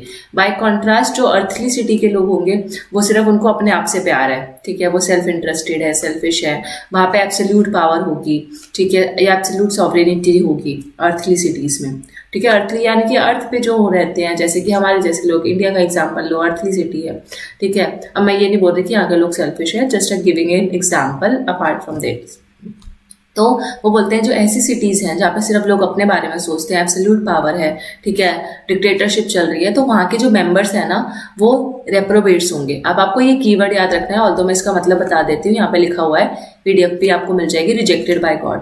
मतलब जो वहाँ के लोग होंगे ना, वो भगवान उन वहाँ के लोगों को कभी अपनाएंगे नहीं, उनको कभी हेवन की प्राप्ति नहीं होगी, ठीक है, और उनको सफ़र करना पड़ेगा किससे? एटर्नल डैमनेशन से। एटर्नल डैमनेशन मतलब एवरलास्टिंग पनिशमेंट, हमेशा हमेशा के लिए उनको पनिशमेंट सफ़र करनी पड़ेगी, बट डिप्रेशन में रहेंगे, वो डिग्रेडेड रहेंगे, ठीक है। एंड अगस्तीन ऐसा मानते थे कि fallen humanity is tainted by, tainted मतलब होता है corrupted, corrupted by original sin. तो अगर जो जहाँ पे इंसानियत धीरे धीरे खत्म होती जाती है, फॉलन ह्यूमैनिटी मतलब, तो वहाँ पे क्या होता है? करप्टेड ओरिजिनल सिन जनरेट होता है। ओरिजिनल सिन जनरेट नहीं होता, सॉरी, ओरिजिनल सिन की वजह से वहाँ पे इंसानियत खत्म होती जाती है। सिन मतलब आपको सबको पता है, इवन, ठीक है। और जहाँ पे सिन नहीं होगा वहाँ पे गवर्नमेंट की भी जरूरत नहीं है। जैसे कि हेवनली सिटीज़ में अगर वहाँ पे कोई लोग कुछ गलत कर ही नहीं रहे, कोई ईवल एग्जिस्ट ही नहीं करता सोसाइटी में, तो सरकार की भी ज़रूरत नहीं है, लोग अपने आप अच्छे से रहेंगे, पीसफुल रहेंगे। तो जहाँ पे सिन है वहाँ पे सरकार भी होना ज़रूरी है। तो अगर कभी कोर्ट या एजेशन रीजनिंग आ जाता है, जहाँ पे सिन है वहाँ गवर्नमेंट, जहाँ सिन नहीं है वहाँ गवर्नमेंट नहीं, तो सेंट अगस्तीन का कोर्ट होगा ये। तो आप ये कुछ कीवर्ड याद रख लो जो कि सेंट से याद रखना है आपको, सेंटली पर्सन से। सेंटली मतलब बाइशॉप, जो पादरी लोग हैं कैसी कैसी बातें करते हैं। अगर आप चर्च में जाओगे कि ये आपने सिन किया है और आप कॉमन गुड में नहीं मान रहे, आप सिटी ऑफ गॉड में नहीं रहते, जेरूसलेम की बातें करेंगे, हेवनली गॉड की बातें करेंगे, तो वही सारे कीवर्ड्स आपको उसके साथ ज्वाइन करने हैं, सेंट अगस्तीन के साथ। वहाँ पे थ्रेट और यूज ऑफ पनिशमेंट होगा, सरकार बनानी पड़ेगी, जहाँ पे सिन होंगे वहाँ सरकार बनानी पड़ेगी। क्यों? ताकि वो लोगों को पनिशमेंट दे सके, सही राह पे ला सके। और अगस्तीन बोलते थे church should obey the laws of the state, क्योंकि मैंने आपको बताया कि वो क्रिश्चियनिटी में कन्वर्ट हो गए थे एंड वो मानते थे कि चर्च को डिफेंड कर रहे थे, तो वो बोलते थे कि चर्च को भी स्टेट के लॉज मानने चाहिए। ये उनकी अच्छी बात है कि वो ब्लाइंडली क्रिश्चियनिटी को फॉलो नहीं कर रहे। वो कहते थे कि जो अगर सरकार या स्टेट कुछ लॉज बना रहा है तो चर्च भी उसको माने, ठीक है, उसमें कोई बुराई नहीं है। His emphasises upon the moral superiority of Christian principles. But हाँ, वो ये कहते थे कि जो क्रिश्चियनिटी है या जो चर्च है वो मोरली ज़्यादा सुपीरियर है, किससे? पॉलिटिकल सोसाइटी से। ऑल्दो चर्च जो है स्टेट के अंडर ही आता है, ठीक है, चर्च को स्टेट के लॉज मानने पड़ेंगे, लेकिन अगर मोरालिटी की कभी बात आए, सही गलत की बात आए, तो चर्च और क्रिश्चियन प्रिंसिपल सबसे पहले होंगे। Church should imbue society with these principles. और चर्च को सोसाइटी की यानी कि स्टेट की हेल्प करनी पड़ेगी कि स्टेट भी अपनी पॉलिसीज में, अपने डिसीजन में क्रिश्चियनिटी के प्रिंसिपल्स फॉलो करे, कहीं ना कहीं मोरालिटी वहां से ले, ठीक है, मोरल प्रिंसिपल्स बनाए। And has been interpreted as a justification of theocracy. Theocracy क्या होता है? रूल बाय गॉड और government under the control of state religion, ठीक है, जो सरकार स्टेट रिलीजन के कंट्रोल में हो, या जो जहाँ पे ऐसा माना जाता है कि यहाँ पे तो भगवान रूल करते हैं, ठीक है। तो ये सही जस्टिफिकेशन किसकी है? थियोक्रेसी की जस्टिफिकेशन। तो बेसिकली अगर क्वेश्चन आया कि थियोक्रेसी में सेंट अगस्तीन मानते थे कि नहीं, तो ऑब्वियसली मानते थे। वो चाहते थे rule by God and government under the control of state religion. Immanuel Kant जो है, अब इनका हमें बायोलॉजी स्केच नहीं पढ़ना, उनका मेन पर्पस क्या था? वो नॉलेज को सिर्फ एक सेंस इंप्रेशन नहीं मानते थे कि जो नॉलेज होती है वो हमने जो अपनी सेंसेस से देखा, सुना और महसूस किया वो नॉलेज है, नहीं। मतलब वो एम्पेरिकल नॉलेज को एक तरीके से नहीं बोलते थे कि सिर्फ नॉलेज एम्पेरिकल होती है, वो बोलते थे एम्पेरिकल तो होती है, लेकिन साथ साथ जो नॉलेज होती है वो हमारे कंसेप्चुअल ह्यूमन अंडरस्टैंडिंग पे भी बेस्ड होती है, मतलब कि एब्स्ट्रैक्ट भी। तो एम्पेरिकल प्लस नॉर्मेटिव दोनों नॉलेज को वो मानते थे। एम्पेरिकल आपको पता है फैक्ट्स के ऊपर बेस्ड होता है, जो आपने अपनी सेंसेस से देखा। नॉर्मेटिव यानी कि जो आपने अपनी अंडरस्टैंडिंग के बेसिस पे कंसेप्ट को क्लियर किया, ठीक है, तो अपने एक्सप्लेनेशन दी, तो वो ह्यूमन अंडरस्टैंडिंग भी इन्वॉल्व होती है किसमें, नॉलेज। तो नॉलेज जो टर्म है, नॉलेज इज पावर, ऐसी सारी चीज़ें इमैनुअल कांत की होती हैं, ठीक है, ज़्यादातर। इमैनुअल कांत के ऊपर आएगा, इस मैंने एक शॉर्ट्स भी बनाया था बहुत पहले, वो भी लिंक डाल दूंगी अगर मुझे मिला तो, शायद बनाया तो हुआ है जहाँ तक मुझे याद आ रहा है। Was shared by central importance of morality, plus उनके जो पॉलिटिकल थॉट थे किसके, इमैनुअल कांत के, वो मोरालिटी के ऊपर बेस्ड थे, ठीक है, वो बहुत मोरल पर्सन थे। वो बोलते थे कि law of reason dictates certain categorical imperatives. अब कभी भी कैटेगोरिकल इम्पेरेटिव जैसे कीवर्ड आपको दिखे तो वो किसका है, इमैनुअल कांत का है। कैटेगोरिकल इम्पेरेटिव का मतलब क्या था, कैटेगोरिकल इम्पेरेटिव का मतलब यहाँ पे आपको रेड सी लाइन दिख रही होगी, छोटू सी, जूम करके देख सकते हो, कमांड्स और moral laws all person must follow. तो इमैनुअल कांत के लिए एक तो कैटेगोरिकल से आपको याद आ रहा होगा कैटेगरीज, ठीक है। अब हम किस चीज़ को कैटेगरीज में बांट रहे हैं, तो ऐसे कुछ मॉरल लॉज या ऐसी कुछ कमांड्स जो सारे लोग फॉलो करते हो रिगार्डलेस ऑफ देयर डिजायर और सर्कमस्टांसेस, वो क्या होते हैं, कैटेगोरिकल इम्पेरेटिव्स, ठीक है। आपका सर्कमस्टांसेस बदल जाए, आपकी विल बदल जाए, आपका इंपॉर्टेंस बदल जाए, लेकिन कुछ ऐसे मॉरल लॉज होते हैं सोसाइटी में जो कि सब लोग उसमें उस पर मानते हैं या उस पर मानने पर विश्वास रखते हैं बेसिकली, ठीक है। The most important of which is the obligation to treat others as an end. तो कैटेगोरिकल इम्पेरेटिव, सबसे इंपॉर्टेंट कैटेगोरिकल इम्पेरेटिव या सबसे इंपॉर्टेंट लॉ ऑफ रीजन क्या है इमैनुअल कांत के अकॉर्डिंग, वो है दूसरों को एज अ एंड ट्रीट करना, ठीक है। दूसरों को क्या ट्रीट करना, as a end, never as a means. कि मतलब आप देखो नहीं दूसरों को कि आप ये तो मेरा जरिया है इस एंड तक पहुंचने का, नहीं, आप उसको देखो कि ये मेरा एंड प्रोडक्ट है, ठीक है। जो लोग हैं उनको ज़्यादा आपको इंपॉर्टेंस देनी है in terms of morality. Freedom क्या है कांत के लिए, तो law of reason, knowledge, morality, ये 3 कीवर्ड। चौथा कीवर्ड है कांत का फ्रीडम। फ्रीडम के लिए वो क्या बोलते थे कि इस क्या है, absence of external constraints upon the individual. Individual पे किसी भी तरीके का एक्सटर्नल रिस्ट्रिक्शन नहीं होना चाहिए, उनके पास मोरल और रैशनल फ्रीडम होनी चाहिए, मोरल चॉइसेस बनाने की उनके पास कैपेसिटी होनी चाहिए, ये उनके लिए फ्रीडम है, ठीक है। और ethical individualism, 5th keyword you can write in your notes, कि सब बस कीवर्ड लिखते जाओ ताकि आपको याद रहे कि हाँ भाई ये था, और आपको एक्सप्लेनेशन तो मैं बताती जा रही हूँ। तो फ्रीडम, जैसे आपको पता है फ्रीडम, तो यहाँ पे आप फ्रीडम की जगह लिख के मोरल फ्रीडम लिख दो, तो मोरल फ्रीडम कांत का है, तो आपको याद आएगा अच्छा वो मोरालिटी की, रैशनल मॉरल फ्रीडम की बात कर रहे हैं। एथिकल इंडिविजुअलिज्म, एथिकल इंडिविजुअलिज्म मतलब वही एथिक्स से रिलेटेड, कि जो इंडिविजुअल है उसमें एथिक्स होने चाहिए, उनका like idealistic tradition in international politics से भी वो इंस्पायर्ड थे, ठीक है। वो रीजन और मोरालिटी में बिलीव करते थे, वो बोलते थे कि अगर रीजन और मोरालिटी होगा, जो जितने भी इंडिविजुअल है उनमें एक एथिक्स होगा, तो किसी भी तरीके का वॉर एग्जिस्ट ही नहीं करेगा। वॉर नहीं होगा तो यूनिवर्सल और लास्टिंग पीस होगी। इनकी बुक मैंने आपको याद करवाई थी शायद, critique of pure reason, critique of practical reason and critique of judgment. तो जो हमारे कांत साहब है, जिससे हम कांत से आप याद कर लो रजनीकांत, ठीक है। और रजनीकांत को याद रखते हुए आप इन सबको वर्ड्स को भी याद रख सकते हो कि जो रजनीकांत है वो मोरल फ्रीडम में मान रहे हैं, या तो रजनीकांत है वो नॉलेज को एज पावर देख रहे हैं, नॉलेज को सिर्फ वो एम्पेरिकल सेंस में नहीं देख रहे, ठीक है। तो आप रजनीकांत को इमेजिन कर लो, और रजनीकांत प्योर रीजन पे बेस्ड है, वो मतलब बहुत प्रैक्टिकल बंदा है रजनीकांत, और बहुत प्योर रीजन की बेसिस पे काम करता है, और उसकी जजमेंट भी अच्छी है कि भाई मेरे को कौन सी मूवी साइन करनी चाहिए कौन सी नहीं। तो रजनीकांत कोई भी मूवी साइन करने से पहले बहुत प्रैक्टिकल रहते हैं, पूरा उनका प्योर रीजन होता है उस मूवी को करने का, प्लस जजमेंट भी होती है उनके पास कि हाँ भाई मेरे को, मैं जज करता हूँ उस मूवी की स्क्रिप्ट को कि ये करना चाहिए कि नहीं। आई होप आपको याद हो गया होगा। अब बात करते हैं थॉमस हॉब्स की। थॉमस हॉब्स जो थे इंग्लिश रेवोल्यूशन के टाइम के थिंकर हैं, ठीक है। पहले comprehensive theory of nature and human behaviour इन्होंने ही दी थी।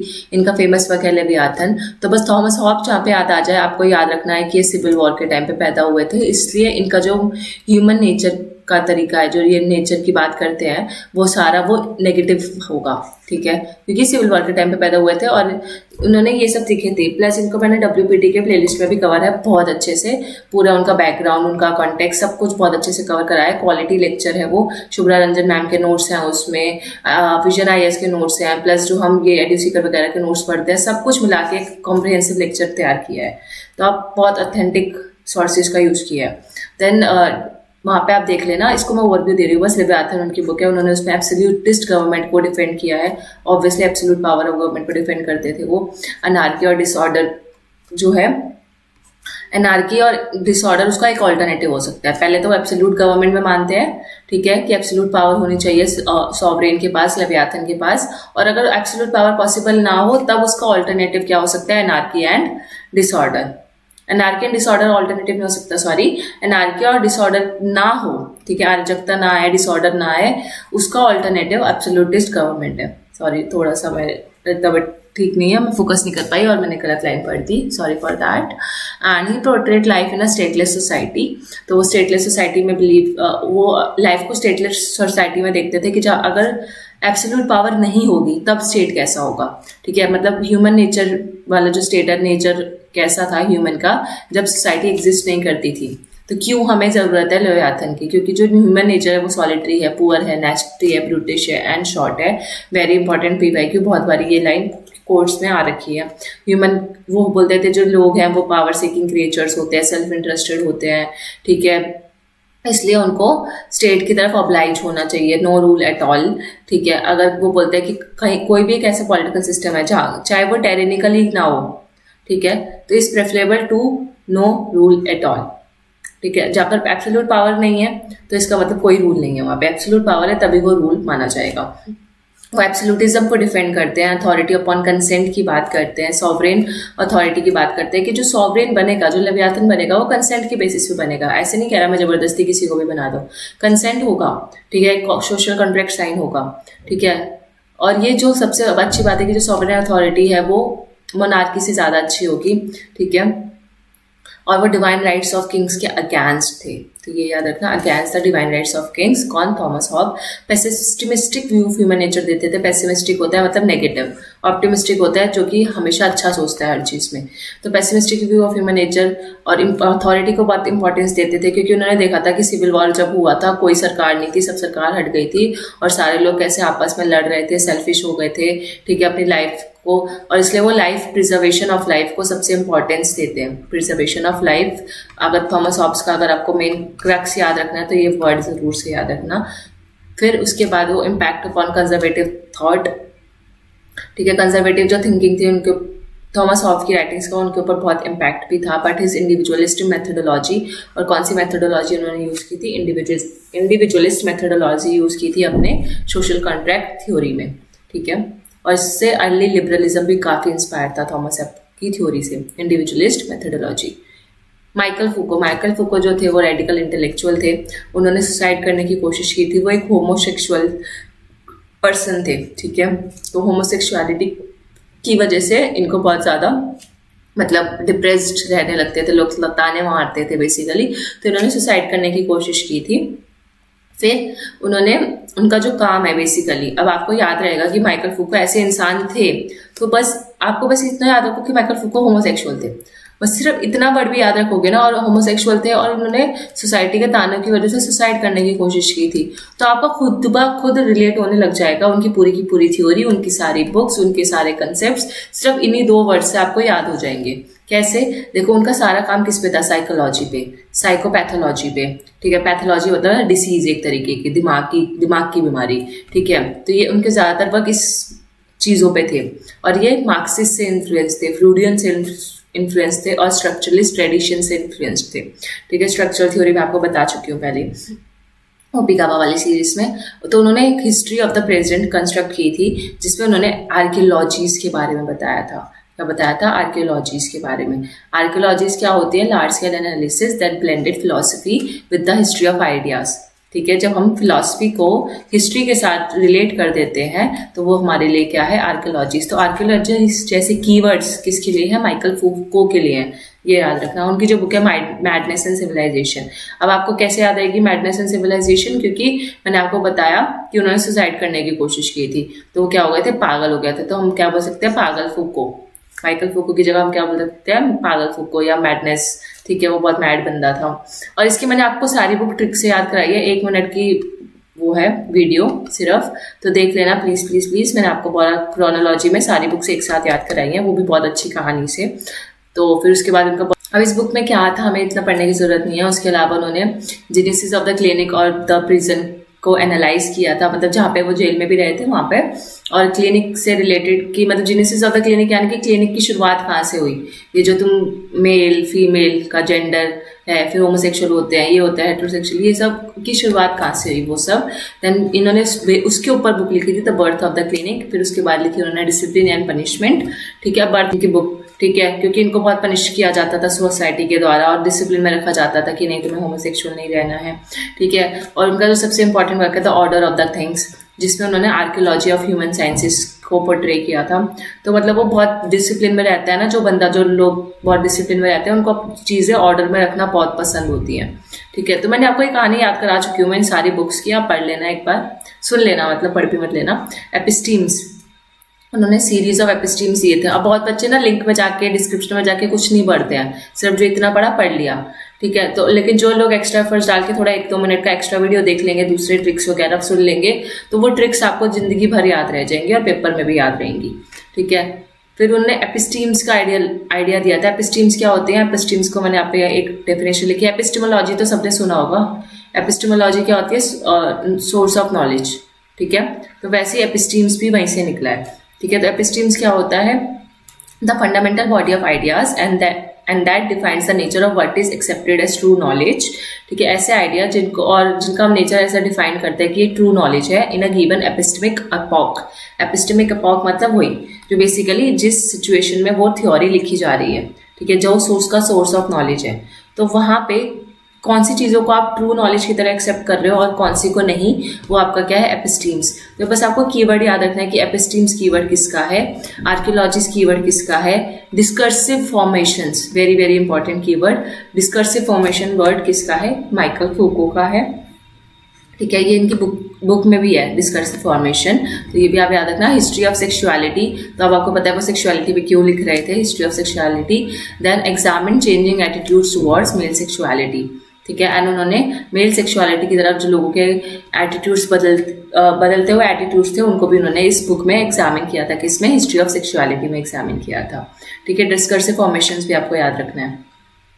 बात करते हैं थॉमस एक्विंस की। थॉमस एक्विंस जो थे थियोलॉजिकल डिबेट्स करते थे, मतलब थियोलॉजी क्या होता है? Study of religion. एंड उसमें वो आर्ग्यू करते थे कि रीजन एंड फेथ जो है कंपैटिबल है।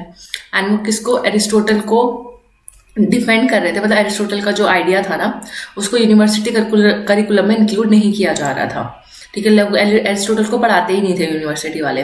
तो उस बात पे उनका थॉमस एक्विंस का डिबेट होता था कि आप एरिस्टोटल को भी हमारी यूनिवर्सिटी करिकुलम में डालो, ठीक है। एरिस्टोटल भी पढ़ाओ बच्चों को, वो भी इंपॉर्टेंट है, क्योंकि एरिस्टोटल का बहुत जो जैसे स्लेवरी का डिफेंस और ये सब जो था कॉन्ट्रोवर्शियल था, इसलिए नहीं पढ़ाते थे, क्योंकि और ये थियोलॉजिकल डिबेट्स में बिलीव नहीं करते थे, सॉरी, थियोलॉजिकल डिबेट्स करते थे, रिलीजन के ऊपर स्टडी कर रखी थी, तो इनको काफ़ी नॉलेज था उस चीज़ का।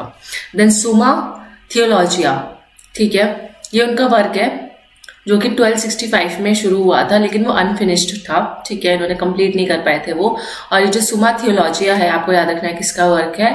थॉमस एक्विंस का, ठीक है, थॉमस एक्विंस। तो ऐसे जो यूनिक वर्क है, जैसे आपने ये वर्क कभी सुना नहीं होगा, और प्लस थॉमस एक्विंस भी थोड़े से यूनिक थिंकर हैं, तो आपको ये वर्क याद रखना है। थियोलॉजिया किसका है? एक्विनस का है, सुमा थियोलॉजिया।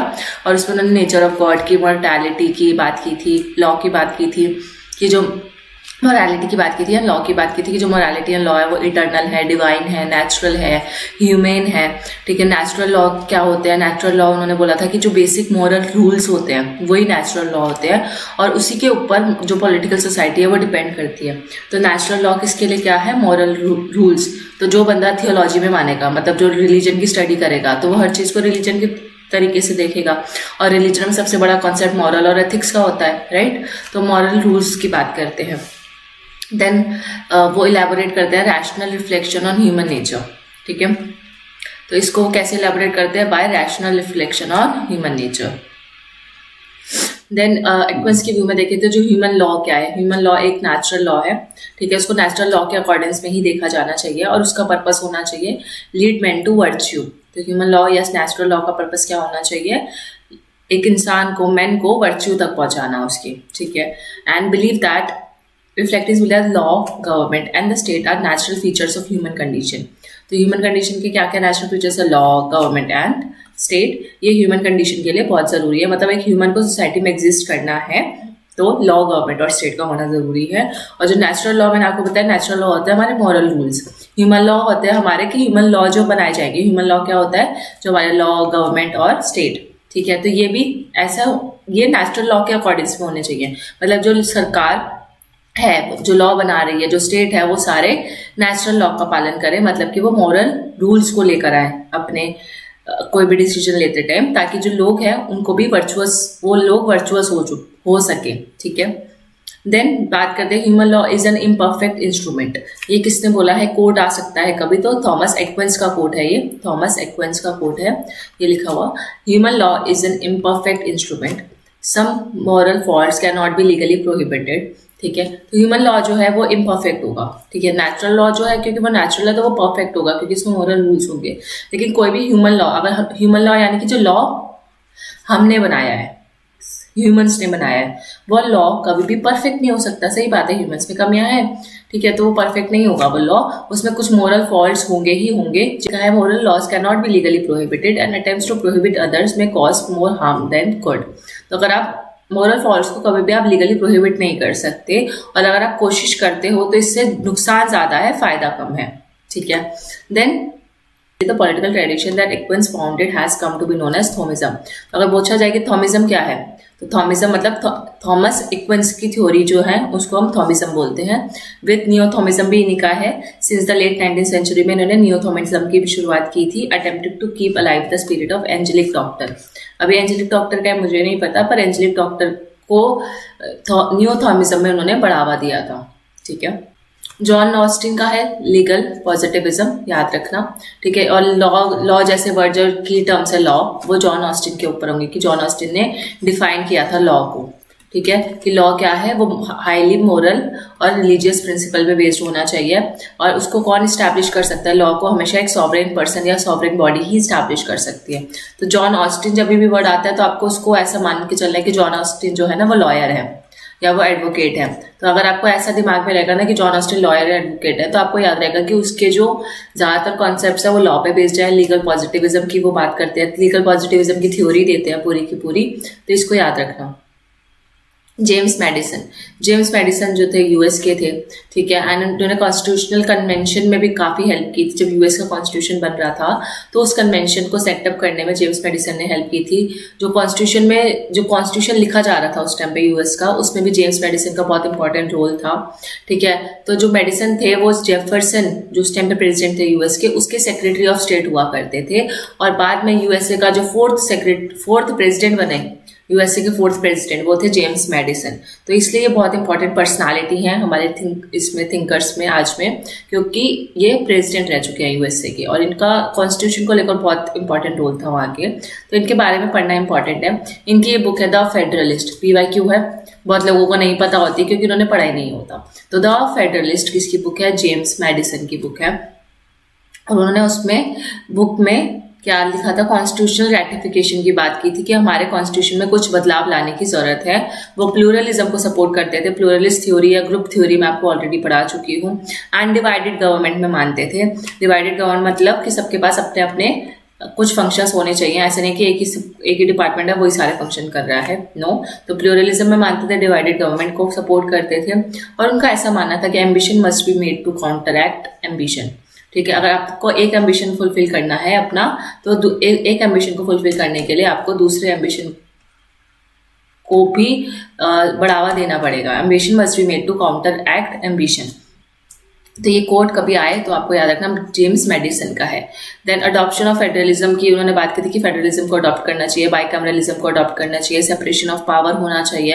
मतलब जो हमारे डेमोक्रेसी के जितने भी प्रिंसिपल्स हैं आज के टाइम पे इंडिया की डेमोक्रेसी के, तो आप देख सकते हो वो जेम्स मेडिसन ने बहुत पहले ही दे चुके थे जब वो यूएसए के प्रेसिडेंट बने थे। Federalism, bicameralism and separation of power. Madisonism भी एक जेम्स मेडिसिन के नाम पे ही ये एक नई थ्योरी या नया टर्म जनरेट हुआ था, जिसका मतलब ही यह होता है कि checks and balances as the principal means of preventing tyranny. अगर आपको टेरनी प्रिवेंट करनी है, टेरनी नहीं आया आपके समाज में, टेरनिकल ना हो आपका समाज, तो उसको प्रिवेंट करने के लिए चेक्स एंड बैलेंसेस का होना बहुत जरूरी है। तो आपको कौन कौन सी चीजें वो फेवर कर रहे हैं? Federalism, bicameralism, separation of power, pluralism और द फेडरलिस्ट तो उनकी बुक है ही, और प्लस वो चेक्स एंड बैलेंसेस की भी बात कर रहे हैं। किस कौन? मेडिसिनिज्म की थ्योरी या जेम्स मेडिसन, ठीक है। और वो बात करते हैं strengthen the power of national government, कि नेशनल गवर्नमेंट को हमें स्ट्रेंथन करने की जरूरत है। और जो उनके व्यूज है डेमोक्रेसी पे, उनको हम मेडिसिनियन डेमोक्रेसी बोलते हैं। तो जितने भी मैंने आपको ये कीवर्ड बताया, इन सबको हम क्या बोलते हैं? मेडिसिनियन डेमोक्रेसी।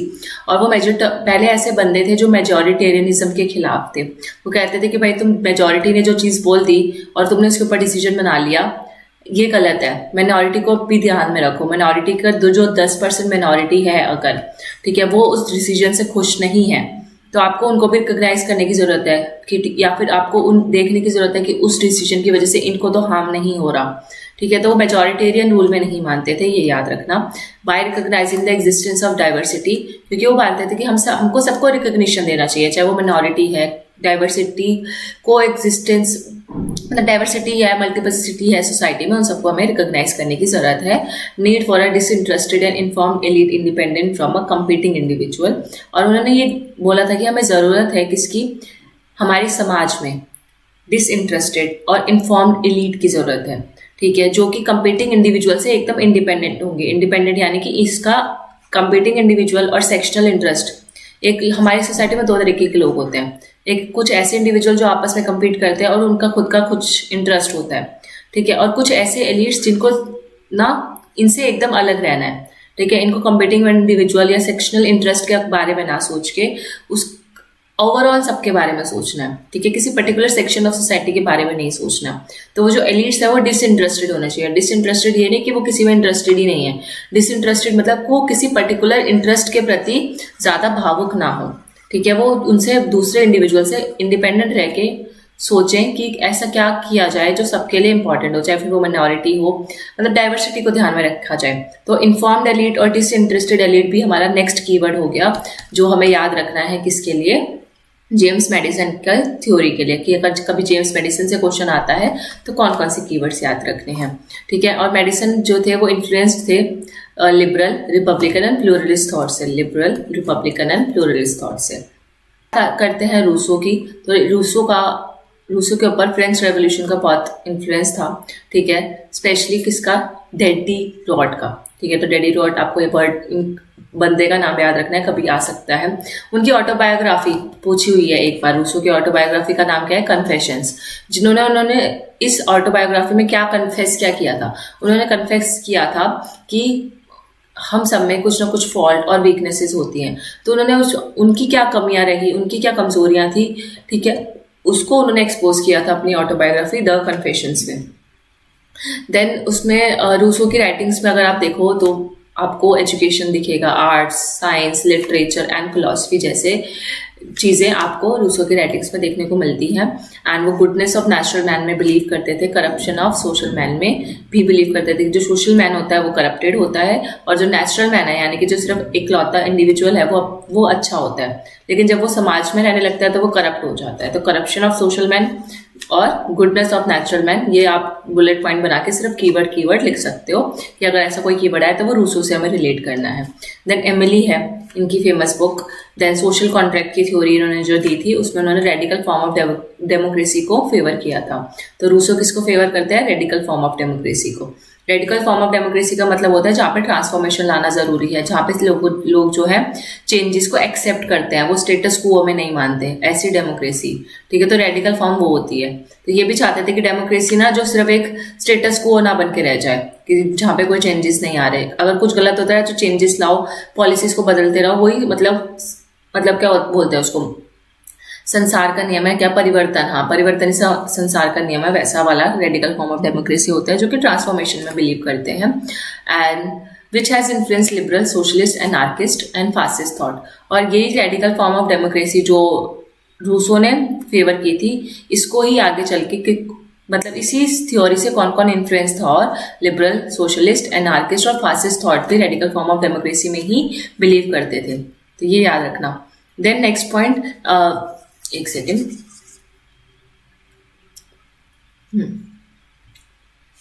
तो Rousseau departed from early social contract theories in being unwilling to separate free individuals from the process of government. तो वो नहीं चाहते थे कि हम फ्री इंडिविजुअल्स को प्रोसेस ऑफ गवर्नमेंट से सेपरेट करें। वो चाहते थे कि जो गवर्नमेंट का जो प्रोसेस है उसमें फ्री इंडिविजुअल्स के मत को भी रखा जाए। ऐसे नहीं कि इंडिविजुअल्स को अलग कर दिया और गवर्नमेंट अपना प्रोसेस खुद फॉलो कर रही है, इंडिविजुअल्स भी उस प्रोसेस का पार्ट होने चाहिए। ठीक है, वो ऐसी फॉर्म ऑफ अथॉरिटी में मानते थे जो लोग, जहाँ पे लोग can be subjected without losing their freedom. ठीक है, लोगों के पास फ्रीडम हो, मतलब अथॉरिटी हो और वहाँ पे स्टेट हो, पर ऐसा स्टेट ना हो कि लोगों की फ्रीडम उनसे छीन ली जाए। तो ऐसा फॉर्म ऑफ अथॉरिटी हो जहाँ पे जो लोग हैं अपनी फ्रीडम को ना ले, मतलब ना उनकी फ्रीडम को नुकसान ना हो बेसिकली। तो फॉर्म अथॉरिटी यहाँ पे थी उनकी पॉपुलर सॉवरेनिटी में, इसलिए वो मानते थे इसमें पॉपुलर सॉवरेनिटी थी उनकी फॉर्म ऑफ अथॉरिटी। एंड वो जनरल विल का कंसेप्ट देते हैं। पर्टिकुलर विल, सेल्फिश विल होती है, आप सबको पता है। जनरल विल जो सबके बारे में सोचे, freedom consistent political participation, obedience to general will. तो ये एक इनका फेमस कोट है जो आ रखा है पीवाईक्यू में कि फ्रीडम क्या है। फ्रीडम का मतलब है, रूसो के लिए फ्रीडम का क्या मतलब है? रूसो के लिए फ्रीडम का मतलब है political participation, process of government में इंडिविजुअल को भी पार्टिसिपेट करने दिया जाए। ठीक है, एंड और वो जनरल विल को ओबे करें बस। And force to be free वाला जो उनका आर्ग्यूमेंट है आप सबको पता ही है, man is force to be free किसका है? रूसो का है। The small relatively egalitarian communities जो होती हैं, ठीक है, Rousseau envisages such a political system. तो ऐसा पॉलिटिकल सिस्टम चाहते थे जहाँ पे स्मॉल रिलेटिवली एग्लिटेरियन कम्युनिटीज हों, united by a shared civil religion. और इन सबका क्या हो? एक शेयर्ड सिविल रिलीजन हो, सब एक। अब बात करते हैं जेएस मिल की। तो जेएस मिल के जो फादर थे वो थे जेम्स मिल। आपने जेम्स मिल के बारे में भी सुना होगा, जेम्स मिल से भी क्वेश्चन आ रखे हैं पहले। तो उनकी जो बुक है जेएस मिल की, वो उनका नाम था ऑटोबायोग्राफी। और यहाँ से आपको याद रखना है जो जेएस मिल के जो फादर थे जेम्स मिल, वो बहुत स्ट्रिक्ट थे। ठीक है, इतने स्ट्रिक्ट थे, इतना डिसिप्लिन में रखते थे उसको, जेएस मिल को, कि उसको मेंटल कोलैप्स हो गया था एट द एज ऑफ 20। ठीक है, तो वो बंदा बहुत डिप्रेशन में रहता था अपने फादर की वजह से, हर बात पे रोक टोक करना, ये सब। ठीक है, और जो जेम्स मिल थे वो यूटिलिटेरियन थ्योरिस्ट भी थे। ठीक है, अब आपको समझ आएगा कि जेम्स मिल जो उनके फादर थे वो यूटिलिटेरियन थ्योरिस्ट थे, जिसकी वजह से उन्होंने यूटिलिटेरियनिज्म पे भी कितना काम किया था जेएस मिल ने, और इसी थ्योरी को नकारा था आगे चल के, राइट। तो और क्या, जो बेंथम थे जो कि यूटिलिटेरियन थिंकर थे, बेंथम इनके फ्रेंड थे जेम्स मिल के। ठीक है, जिन्होंने यूटिलिटेरियनिज्म दिया था। तो आपको समझ आ रहा होगा थोड़ा थोड़ा context. Then he founded and edited the London review and was MP for Westminster. ठीक है, तो उन्होंने क्या किया था? उन्होंने लंदन रिव्यू जो एक जर्नल आता था उसकी शुरुआत की थी, और ये वेस्ट मिनिस्टर के एमपी रहे थे। कौन? जेएस मिल। अभी हम इसको डब्ल्यूपीटी के थिंकर्स में कवर करेंगे और डिटेल में, यहाँ पे बस ऊपर से ओवरव्यू ले रहे हैं। ऑन लिबर्टी इनकी बुक है, जहाँ पे उन्होंने only justification for restricting individual freedom is to prevent harm to others, जिसमें बोलते हैं लिबर्टी के लिए कि लिबर्टी का सिर्फ इतना सा मतलब है कि इंडिविजुअल फ्रीडम पे सिर्फ इतनी रिस्ट्रिक्शंस लगाओ कि उससे दूसरों को हार्म ना हो। ठीक है, अगर बस सिर्फ इतनी रिस्ट्रिक्शन होनी चाहिए कि उससे कोई सामने वाला किसी दूसरे पर्सन की फ्रीडम को ना छीन सके या दूसरे पर्सन को हार्म ना कर सके। बाकी इंडिविजुअल जो है फ्री होना चाहिए, वो जो मर्जी चाहे कर सकता है, बस वो दूसरों को हार्म नहीं कर सकता। उसके ऊपर रिस्ट्रिक्शन है कि दूसरों को हार्म नहीं कर सकता, बाकी जो मर्जी करे जो उसके खुद के हित में है। देन और वो कलेक्टिविस्ट टेंडेंसीज और ट्रेडिशंस के खिलाफ थे। ठीक है, तो कलेक्टिविस्ट टेंडेंसीज एंड ट्रेडिशन के खिलाफ थे, ये याद रखना। देन वो बोलते थे कि कमिटमेंट टू इंडिविजुअलिटी, क्योंकि वो लिबरल थिंकर थे, मैंने क्या बताया, जेम्स में लिबर्टी में बिलीव करते थे, लिबरलिज्म में बिलीव करते थे। तो ऑब्वियसली वो इंडिविजुअलिटी पे मानेंगे, इंडिविजुअलिज्म में मानेंगे। उनका जो एसे है यूटिलिटेरियनिज्म, एसे किसका है? जेएस मिल का है। बेसिक थीम्स क्या है इसकी? बेसिक थीम्स बताई थी उन्होंने, यूटिलिटेरियन ट्रेडिशन की बताई थी यूटिलिटेरियनिज्म एसे में। ठीक है, और उन्होंने उसमें क्या बताया था बेसिक थीम में कि लोअर प्लेजर और हायर प्लेजर का डिफरेंस बताया था, कि हायर प्लेजर क्या होता है और लोअर प्लेजर क्या होता है। तो उन्होंने क्वालिटी के बेसिस पे डिस्टिंग्विश किया था, वेयरएज जो बेंथम थे उन्होंने क्वांटिटी के बेसिस पे डिस्टिंग्विश किया था प्लेजर को, कि ज़्यादा प्लेजर मिलेगा तो हम ज़्यादा खुशी मिलेगी। वो बोलते थे ऐसा कुछ नहीं है, क्वालिटी ऑफ प्लेजर डिपेंड करती है कि आपको जो प्लेजर मिल रहा है वो कितने समय के लिए लॉन्ग लास्टिंग है, प्लस आप उससे आपका कितना पोटेंशियल अचीव हो पा रहा है। ठीक है, वो डिपेंड नहीं करता कि बहुत सारा मिल रहा है या कम मिल रहा है, डिपेंड कर रहा है कि उसकी क्वालिटी ऑफ प्लेजर क्या है, जो आप चाहते हो उससे आपको कितना सेटिस्फैक्शन मिल रहा है। ठीक है, कितना लॉन्ग टर्म है। Concentration on representative government, very important book of J S Mill. ठीक है, इसकी मिल की मैंने आपको सारी बुक एक उससे याद कराई हुई है ट्रिक से, देख लेना। ठीक है, कंसिडरेशन और representative government, representative and electoral mechanism की बात उन्होंने इसमें डिस्कस की थी। रिप्रेजेंटेटिव गवर्नमेंट के बारे में बताया था इस बुक में, और इलेक्टोरल मैकेनिज्म कैसे वर्क करता है, ठीक है, इलेक्शंस कैसे होते हैं, वो पूरा सिस्टम उन्होंने इस बुक में बताया है। एंड ब्रॉडर पार्टिसिपेशन होना चाहिए इंटेलेक्चुअल एंड मोरल एलिट्स का, ये उन्होंने इस बुक में बोला था। तो ये याद रखना कि वो किसका पार्टिसिपेशन चाहते थे रिप्रेजेंटेटिव गवर्नमेंट में, इंटेलेक्चुअल और मोरल एलिट्स का। सब्जेक्शन ऑफ वुमेन भी इनकी बुक है, जो कि उन्होंने अपनी पत्नी हैरियट टेलर के साथ मिलकर लिखी थी। एंड उन्होंने उसमें बोला था the women should enjoy the same rights and liberties as men. जैसे लोगों के, जैसे मेन के पास, जैसे मेल के पास राइट्स और लिबर्टीज है, वैसे वुमेन के पास भी वही राइट्स और लिबर्टीज होनी चाहिए, और वुमेन को भी राइट टू वोट मिलना चाहिए। ये मिल की थ्योरी थी, और ये मैंने आपको सारी बुक एक उससे याद कराई है, POR.gov.us ऐसे करके मैंने आपको पूरी कहानी याद कराई थी मिल की। ठीक है, तो अब आपको ये वेबसाइट का नाम लग रहा होगा, पर ये एक ट्रिक है। तो आप सिर्फ एक 1 मिनट प्लेलिस्ट है, मैं इसका लिंक डालूंगी डिस्क्रिप्शन में, बस उस प्लेलिस्ट पे क्लिक करना। जो जो मैंने आज के लेक्चर में थिंकर्स बोले हैं, वो सारे थिंकर्स उस प्लेलिस्ट में आपको 1-1 मिनट के उसमें मिल जाएंगे। ठीक है, मतलब ट्रिक्स मिल जाएंगी। जॉन लॉक जो थे, उन्होंने मेडिसिन की स्टडी की थी, उनके पॉलिटिकल व्यूज जो थे वो इंग्लिश रेवोल्यूशन से शेप्ड है। वो एब्सोल्यूटिज्म के खिलाफ थे। एब्सोल्यूटिज्म का फेवर किसने किया है? हॉब्स ने। और उसके एकदम उल्टा खिलाफ कौन है? लॉक। तो लॉक और हॉब्स एकदम आपको ऐसे याद रखना है कि वो 36 का आंकड़ा है उन दोनों का, हॉब्स और लॉक का। एंड वो फिलोसोफर थे ग्लोरियस रेवोल्यूशन के। वेरी इंपॉर्टेंट क्वेश्चन आया भी हुआ है PYQ में। ग्लोरियस रेवोल्यूशन किसका है? जॉन लॉक का है। And constitutional monarchy in England को स्टैब्लिश करने में उन्होंने हेल्प की थी। ग्लोरियस रेवोल्यूशन जब आया था तो इंग्लैंड में कॉन्स्टिट्यूशनल मोनार्की की स्थापना हुई थी। 2 treatise of civil government John Locke की है, जिसमें वो बताते हुए 3 जो राइट्स काफी फेमस है। जॉन लॉक, जब भी आप जॉन लॉक को आपको बोलते हैं तो आपको सीधा 3 नेचुरल राइट्स याद आते हैं जॉन लॉक के, right to life, liberty and property. ठीक है, जिस यहाँ पे स्टेट लिखा है, वैसे तो प्रॉपर्टी भी बोल सकते हैं या स्टेट। ठीक है, तो right to life, liberty and property किसका है? जॉन लॉक का है। और उसमें किस बुक में दिया है? 2 ट्रीटाइज ऑफ सिविल गवर्नमेंट में दिया है। Then as the purpose of the government is to protect such rights, तो बोलते हैं कि सरकार को बस सिर्फ ये 3 राइट्स प्रोटेक्ट करने की आजादी है, बाकी हम फ्री है।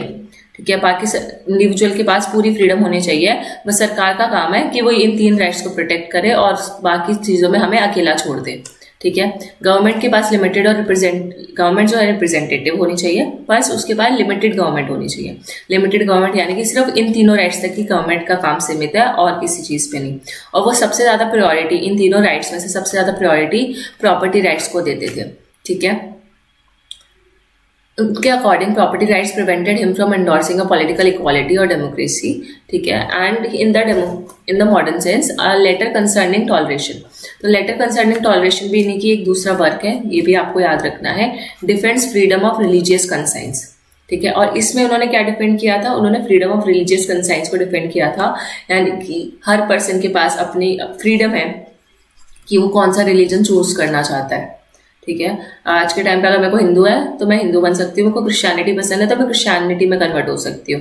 तो सबके पास फ्रीडम ऑफ रिलीजियस कंसाइंस है। इस चीज को जो ये जॉन लॉक है वो डिफेंड कर रहे हैं यानी कि वो इसमें मानते हैं।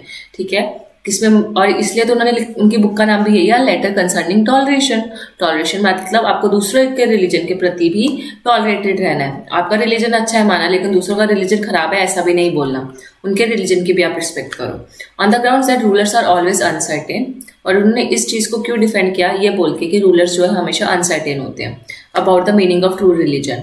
ठीक है, कि किसी भी जो भी सरकार बनाएगा, जो भी रूलर होगा, उसको नहीं पता होगा ना कि कौन सा रिलीजन सबसे बेस्ट है हमारे सिटीजन्स के लिए। तो let the citizen decide themselves कि उनके लिए क्या बेस्ट है और वो कौन सा रिलीजन फॉलो करना चाहते हैं। ठीक है, तो रूलर कभी परफेक्ट नहीं हो सकता, इसलिए रूलर को कोई हक नहीं है डिसाइड करने का कि उसके लिए ट्रू रिलीजन क्या होगा उसके समाज के लिए।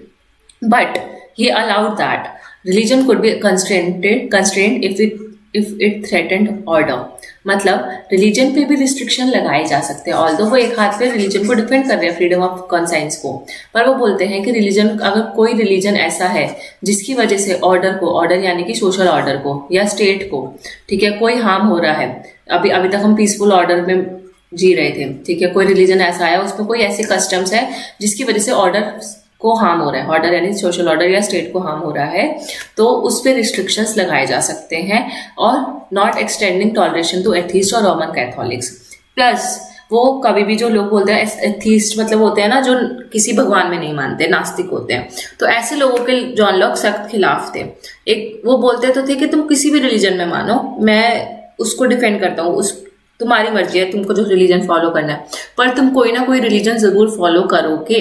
तुम एथीस्ट नहीं होगे, तुम नास्तिक नहीं होगे, और ना ही तुम रोमन कैथोलिक्स हो सकते हो। मतलब थोड़ा सा दोगला इंसान यहाँ पे देखने को मिल रहा है हमें जॉन लॉक, कि वो रोमन कैथोलिक्स में नहीं मानते क्योंकि उनको रोमन कैथोलिक्स का जो रिलीजन था वो पसंद नहीं था, इसलिए उसको वो रोमन कैथोलिक्स को लेकर टॉलरेटेड नहीं थे।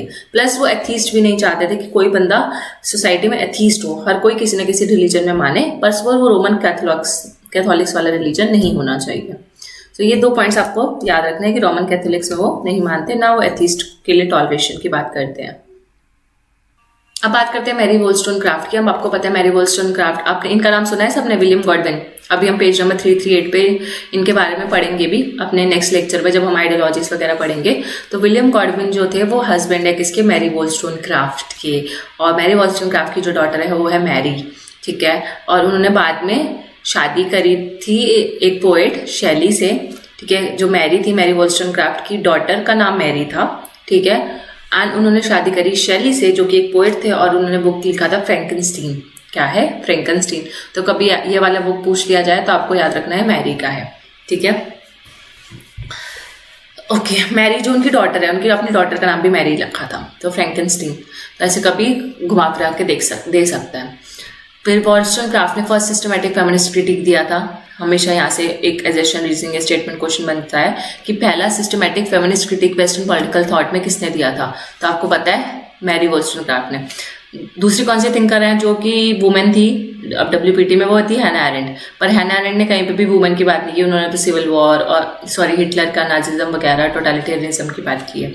वोllstonecraft पहली थिंकर है जिन्होंने फेमिनिस्ट क्रिटिक दिया था, ठीक है। और वो इन्फ्लुएंस थी लॉकियन लिबरलिज्म से, जो जॉन लॉक का जो लिबरलिज्म का आइडिया था उससे वो इन्फ्लुएंस थी। पर रूसो जो थे वो डेमोक्रेटिक रेडिकलिज्म में मानते थे, जो मैंने अभी आपको समझाया, रेडिकल थ्योरी ऑफ डेमोक्रेसी, ठीक है। तो उससे भी वो इन्फ्लुएंस थी। ये दोनों चीज़ों से वो इन्फ्लुएंस हो गए, उन्होंने अपना क्रिटिक दिया। और उस बुक में, कौन सी बुक में, vindication of the rights of man, ठीक है। और फिर उसके बाद उन्होंने दूसरी बुक लिखी, vindication of rights of women. And इसमें उन्होंने radicalist humanist commitment to equality की बात की थी कि जो लोग हैं, वो जो ह्यूमन है वो इक्वालिटी की तरफ कमिटेड होने चाहिए, मैन और वुमेन को इक्वल राइट्स मिलने चाहिए। और जॉन लॉक का जो लिबरलिज्म था, right to life, liberty and property, वो किस पे होना चाहिए, वो वुमेन पे भी एप्लीकेबल होना चाहिए। बेसिकली प्रॉपर्टी राइट्स वुमेन के पास भी होने चाहिए। Then vindication of rights of man में उन्होंने क्या क्रिटिसाइज किया था इस बुक में, कि क्रिटिसाइज द ब्रिटिश गवर्नमेंट को क्रिटिसाइज किया था किस चीज़ को लेकर, राइट्स ऑफ ह्यूमैनिटी को लेकर, कि जो ब्रिटिश गवर्नमेंट ने राइट्स ऑफ ह्यूमैनिटी अच्छे से नहीं बनाया, मेल के लिए तो बनाया, फीमेल के लिए कोई राइट्स ऑफ ह्यूमैनिटी है ही नहीं। फिर उन्होंने इसी को मॉडिफाई किया, vindication of rights of man के ही आगे चल के उन्होंने लिखी vindication of rights of women 1792। इसका ईयर पूछा जा सकता है, तो ये 90 में, और 90 के 2 साल बाद 92 में राइट्स ऑफ वुमेन। तो पहली कौन सी आई, दूसरी कौन सी आई, आपको याद रखनी है, पहले मैन आई फिर वुमेन आई। देन एम्फेसाइज किया था इस बुक में इक्वल राइट्स ऑफ वुमेन के लिए, पर्सनहुड की बात की, डिस्टिंक्शन ऑफ सेक्स की बात की, जो कि वो बोलते हैं कि सेक्स में जो डिस्टिंग्विश करना, कि मेल और फीमेल में डिस्टिंग्विश करना अनइम्पॉर्टेंट है, ठीक है। राइट टू एजुकेशन मिलना चाहिए वुमेन को, वो भी एक रैशनल क्रिएचर्स है इन देयर ओन राइट, ठीक है। तो वुमेन के पास भी एजुकेशन राइट्स होने चाहिए, क्योंकि वुमेन भी क्या है, एक रैशनल क्रिएचर्स है इन देयर ओन राइट। ये एक कोट है मैरी वोllstonecraft का जो आपके पेपर में आ सकता है। सिविल एंड पॉलिटिकल राइट्स की वो बात करती है, कि वो कहती है कि सिर्फ सिविल और पॉलिटिकल राइट्स नहीं होने चाहिए, ठीक है। समाज में उन्होंने जब वुमेन का कॉम्प्लेक्स एनालिसिस किया कि वुमेन को एज अ ऑब्जेक्ट ट्रीट किया जाता है, ठीक है, एंड उसको सब्जेक्ट्स ऑफ डिज़ायर की तरह ट्रीट किया जाता है, कि सिर्फ ये जो वुमेन है वो तो लोगों की डिज़ायर पूरा करने के लिए ही है, उनको उसको ऑब्जेक्ट ट्रीट किया जाता है। आई होप आपको बताने की जरूरत नहीं है कि वो कैसे एज अ डिज़ायर ट्रीट किया जा रहा है, ठीक है। लस्ट के फॉर्म में देखा जा रहा है, बल्कि वुमेन को एज अ ऑब्जेक्ट ट्रीट किया जा रहा है। And also presented the domestic sphere as a model of community and social order. तो वो बोलते हैं कि जहाँ पे आप बोल रहे हो सिविल और पॉलिटिकल राइट्स की ही जरूरत नहीं है, हमारे को सोशल और राइट्स की भी जरूरत है डोमेस्टिक स्फीयर में, क्योंकि सबसे ज़्यादा एक्सप्लॉयटेशन वुमेन का डोमेस्टिक स्फीयर में होता है, ठीक है। तो हमें उसको सोशल राइट्स देने की भी ज़रूरत है। तो ये सारे राइट्स की वो बात करती है, एजुकेशन के राइट्स की, और जब हम WPT में इसको और डिटेल में कवर करेंगे, जब हम शुभ्रा रंजन मैम के नोट से पढ़ लेंगे या कहीं और से, तब मैं आपको वहाँ पे और अच्छे से बता दूंगी। तब बात करते हैं जॉन रॉल्स की थ्योरी ऑफ जस्टिस, जो कि उन्होंने लिखी थी, रिटन इन इंग्लिश में लिखी थी उन्होंने theory of justice second world war के बाद। ठीक है, किसने? जॉन रॉल्स ने। Then he reestablished status of normative political theory. Then John Rawls जो थे उन्होंने सोशल कॉन्ट्रैक्ट बनाया था, ऑब्वियसली हम सबको पता है। एथिकल थ्योरी थी, ठीक है, जो सोशल कॉन्ट्रैक्ट था जॉन रॉल्स का वो एथिकल थ्योरी पे बेस्ड था, जिसमें वो रिप्रेजेंट करते हैं एक ऑल्टरनेटिव टू यूटिलिटेरियनिज्म। तो ये बात बहुत लोगों को नहीं पता कि जो रूसो का जॉन रॉल्स का जो सोशल कॉन्ट्रैक्ट था वो यूटिलिटेरियनिज्म का एक ऑल्टरनेटिव प्रोवाइड करता है, जिसमें वो जस्टिस एज फेयरनेस, आप सबको पता है famous quote justice as fairness का जॉन रॉल्स का, डिफरेंशियल प्रिंसिपल, ठीक है, व्हील ऑफ इग्नोरेंस, ये सारी चीज़ें। व्हील ऑफ इग्नोरेंस आपको पता है कि एक ऐसा समाज जहाँ पे लोगों को नहीं पता कि वो उसका क्या स्टेटस है, क्या चीज़ है, क्या नहीं है, ठीक है, उनको कोई नॉलेज नहीं है उनकी सोशल पोजीशन का, उनका स्टेटस का, तो वो एक व्हील में रह रहे हैं, घूंघट में रह रहे हैं, जहाँ पे उनको कुछ नहीं पता। तो उनको ऐसा डिसीजन लेना है जो सबके हित में हो। अगर वो कोई ऐसा डिसीजन लेते हैं जो सबके हित में हो, तो क्या होगा, वो एक बेस्ट डिसीजन, एक जस्ट डिसीजन ले पाएंगे। तो उनका ऐसा मानना था कि सोशल इनइक्वालिटी तभी जस्टिफाइड है तब बेनिफिट हो टू द लीस्ट एडवांटेज। ठीक है, जब सबसे जो लीस्ट, जब से जो लास्ट में जो बंदा है ना, उसको भी बेनिफिट हो रहा है उस किसी डिसीजन से जो उन्होंने सबने एक साथ मिलकर लिया, जहाँ पे उनको वो व्हील ऑफ इग्नोरेंस में थे, जहाँ पे उनको ये नहीं पता था कि वो अमीर है या गरीब है। तो वो ऐसा डिसीजन ले रहे थे कि अगर हम बाद में हम बाहर निकले यहाँ से और हमें पता चले कि अच्छा हम तो रिच हैं, तो वो डिसीजन हमारे फेवर में हो, और अगर हम गलती से पता चला शिट हम तो पुअर पैदा हुए थे और हमें पता नहीं था और हमने डिसीजन तो रिच के फेवर में ले लिया, तो भी ऐसा ना हो। ठीक है, तो ये ऐसा बल्कि प्रैक्टिकली पॉसिबल तो है नहीं। जो जॉन रॉल्स का ये आइडिया है व्हील ऑफ इग्नोरेंस में हम रख नहीं सकते किसी को सब कुछ अपने बारे में, सबको पता तो होता ही है एटलीस्ट ये सारी चीज़ें कि उनका क्या स्टेटस है सोसाइटी में, ये सब तो कोई ना कोई हमेशा सब अपने सेल्फ इंटरेस्ट के अकॉर्डिंग सोचते हैं। पर उनका एक वो आइडियलिस्टिक था थोड़ा सा कि हाँ व्हील ऑफ इग्नोरेंस है तो हमें ऐसा चूज करना है जो सबके लिए बेनिफिशियल होगा, ताकि जो लीस्ट एडवांटेज ग्रुप है उसको भी फायदा हो उस डिसीजन से। तो वही जो है मेन जस्टिस कहलाया जाएगा। This presumption in favour equality, cooperating together for mutual advantage, ये सारी चीज़ें आपको पता है कि हमें पढ़ी हुई हैं already. Fruits of the cooperation की बात करते हैं, should not be penalize as a result of factors such as race, gender, genetic inheritance over which they have no control. तो आपको किसी को कोई हक नहीं बनता कि आप पनिश करो जस्ट बिकॉज उनको दूसरी कास्ट में पैदा हुआ है, उनका रेस अलग है, उनका जेंडर अलग है, उनका जेनेटिक इनहेरिटेंस अलग है। ठीक है, तो हमारा जेंडर, रेस वगैरह पे तो कोई कंट्रोल नहीं है ना, जैसा भगवान ने बना के भेजा हम वैसे पैदा हुए। ठीक है, हमको इस कास्ट में पैदा किया, हम उसी कास्ट में हैं, राइट, तो उसमें हमारा कोई हक नहीं है। तो आपको उस चीज़ के लिए हमें पनिश नहीं करना चाहिए, उसके अलावा बाकी चीज़ों के बेसिस पे डिसीजन लेना चाहिए। ठीक है, रीडिस्ट्रीब्यूशन एंड वेलफेयर को वो जस्ट मानते हैं because they conform to widely held view of what is fair. Rawls ने एक थ्योरी डेवलप की थी, similar justification for the principle of equal liberty and equality of opportunity. तो इक्वालिटी ऑफ अपॉर्चुनिटी किसका है? जॉन रॉल्स का है। Then political liberalism उनकी फेमस बुक है, ये भी याद रखना। ठीक है, तो कौन कौन से प्रिंसिपल्स दिए थे? Principles of equal liberty and equality of opportunity, जिसको हम डिफरेंशियल प्रिंसिपल्स भी बोलते हैं जॉन रॉल्स के, और थोड़ा और डिटेल में हम WPT में कवर करेंगे। फिर बात करते हैं रॉबर्ट नॉजिक की। रॉबर्ट नॉजिक की फेमस बुक है अनार्की, स्टेट एंड यूटोपिया, सबने पढ़ी हुई होगी।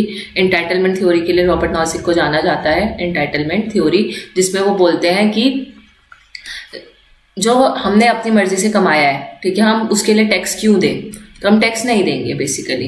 तो वो ऐसा बोलते थे, ये एक ओवरव्यू दिया मैंने आपको।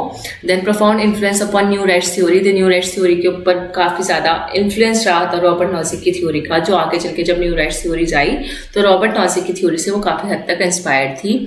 एंड ये जॉन रॉल्स के आइडिया जो थे हमने अभी पढ़े, उसके रिस्पॉन्स में रॉबर्ट नॉजिक ने अपनी ये थ्योरी डेवलप की थी, और इनको फादर ऑफ लिबर्टेरियनिज्म भी बोला जाता है रॉबर्ट नॉजिक को। तो ये याद रखना, लिबर्टेरियनिज्म। ठीक है, लिबरलिज्म, मॉडर्न लिबरलिज्म और लिबर्टेरियनिज्म का जो डिफरेंस है मैं ऑलरेडी आपको अलग से लिबर्टी के लेक्चर में कवर करवा चुकी हूँ। तो लिबर्टेरियनिज्म में क्या है? वेलफेयर की बात होती है। ओपी गाबा की जो सीरीज थी ना, उसी में मैंने कवर करा दिया था। तो लिबर्टेरियनिज्म भी किसकी बात कर रहा है? वो बात करता है रिस्टोरिंग बैक की, ठीक है, जहाँ पे वो इंडिविजुअलिज्म की बात कर रहा है और प्रॉफिट कैपिटलिज्म वगैरह की बात कर रहा है। ठीक है, वेलफेयर तो चलो मॉडर्न लिबरलिज्म ने बोला था।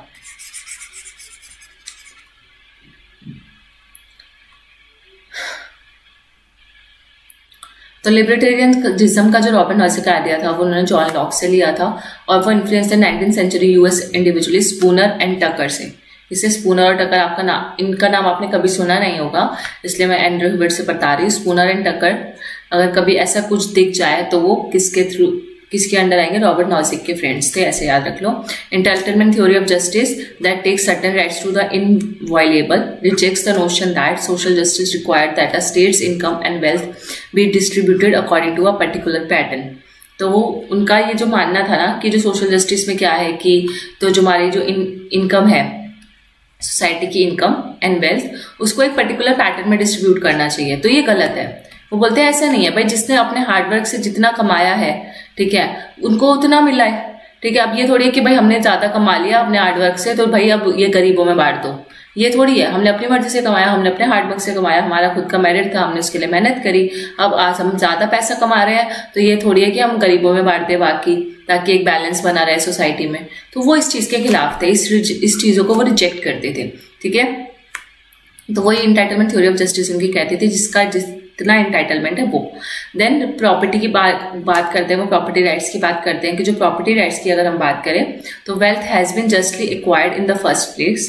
तो अगर आपने के पास जो प्रॉपर्टी है या जो आपके पास प्रॉपर्टी है बेसिकली, वो आपने अगर जस्टली एक्वायर की है तो आप उसको जस्टली ट्रांसफर भी कर सकते हो। ये 3 राइट्स है रॉबर्ट नॉजिक के जो हम पढ़ते हैं कि एक होता है राइट्स ऑफ एक्विजिशन, ठीक है, राइट्स ऑफ जस्ट ट्रांसफर, और फिर एक राइट्स होता है रेक्टिफिकेशन वाला, तीसरा था रेक्टिफिकेशन ऑफ राइट्स, ऐसा कुछ है। तो ये 3 राइट्स रॉबर्ट नॉजिक के हैं, एक तो जस्ट ट्रांसफर, एक जस्ट एक्विजिशन कि आपने अपनी जो आपने एक्वायर किया है वो आपने जस्ट एक्वायर किया है, आपने किसी से उसको छीना नहीं है, आपने अपनी मेहनत से एक्वायर किया है। अगर आपने वो अपनी मेहनत से एक्वायर किया है तो आप सेकंड स्टेप पे जा सकते हो और आप उसको ट्रांसफर भी कर सकते हो। आपके पास वो राइट है कि आप उसको ट्रांसफर कर सकते हो, किसी और को दे सकते हो जो आपके पास प्रॉपर्टी है या कुछ भी है। और वो जो ट्रांसफर है वो भी जस्ट होना चाहिए, ऐसा नहीं कि आपने कैसे भी कर दिया, पूरा लीगली होना चाहिए, ठीक है। In short, what ever arises from a just situation by just steps is itself just. तो जो आपने जस्टली एक्वायर किया है, ठीक है, और जस्ट सिचुएशन में एक्वायर किया है तो आप उसको जस्ट तरीके से उसको किसी दूसरे को भी दे सकते हो। तो ये वाली लाइन आप, ये जो कोट है रॉबर्ट नॉजिक का है, याद रखना। वो मिनिमल स्टेट को सपोर्ट करते हैं which he believe that develop from a hypothetical state of nature, not so important, बस इतना याद रखो। मिनिमल स्टेट को सपोर्ट करते हैं, ऑल फॉर्म्स ऑफ वेलफेयर और रीडिस्ट्रीब्यूशन को वो रिजेक्ट करते हैं, ठीक है। And some of the conclusion of anarchy and state and utopia were moderated in examined life. अब ये वाली इनकी यूनिक बुक है the examined life. The examined life किसकी बुक है? रॉबर्ट नॉजिक की बुक है, याद रखना, द एग्जामिन्ड लाइफ। और जो अनार्की स्टेट एंड यूटोपिया सबको पता होती है, लेकिन एग्जामिन्ड लाइफ नहीं पता होगी बहुत बच्चों को। तो ये याद रखना कि इसी बुक में उन्होंने इस बुक को मॉडिफाई किया था, ठीक है। तो इसके कुछ कीवर्ड्स मिनिमल स्टेट और ये सब याद रखने हैं, और जस्ट एक्विजिशन और रेक्टिफिकेशन भी, जो कि थर्ड स्टेप आता है कि अगर आपने जस्टली चीजें ट्रांसफर की है तो एक बारी लास्ट में क्या होगा, उसको रेक्टिफाई किया जाएगा कि जो ये सब प्रोसेस हुआ वो जस्ट तरीके से था कि नहीं। अगर जस्ट तरीके से नहीं था तब हमारे पास स्टेट के पास पूरा हक है कि वो आपसे आपकी प्रॉपर्टी वगैरह सब कुछ छीन सकती है, या जो आपने एक्वायर किया है अनजस्ट तरीके से उसको वापस ले सकती है। रेक्टिफिकेशन, ठीक है। और रेक्टिफिकेशन अगर सही निकला तो फिर आप फर्स्ट स्टेप पे वापस, ठीक है।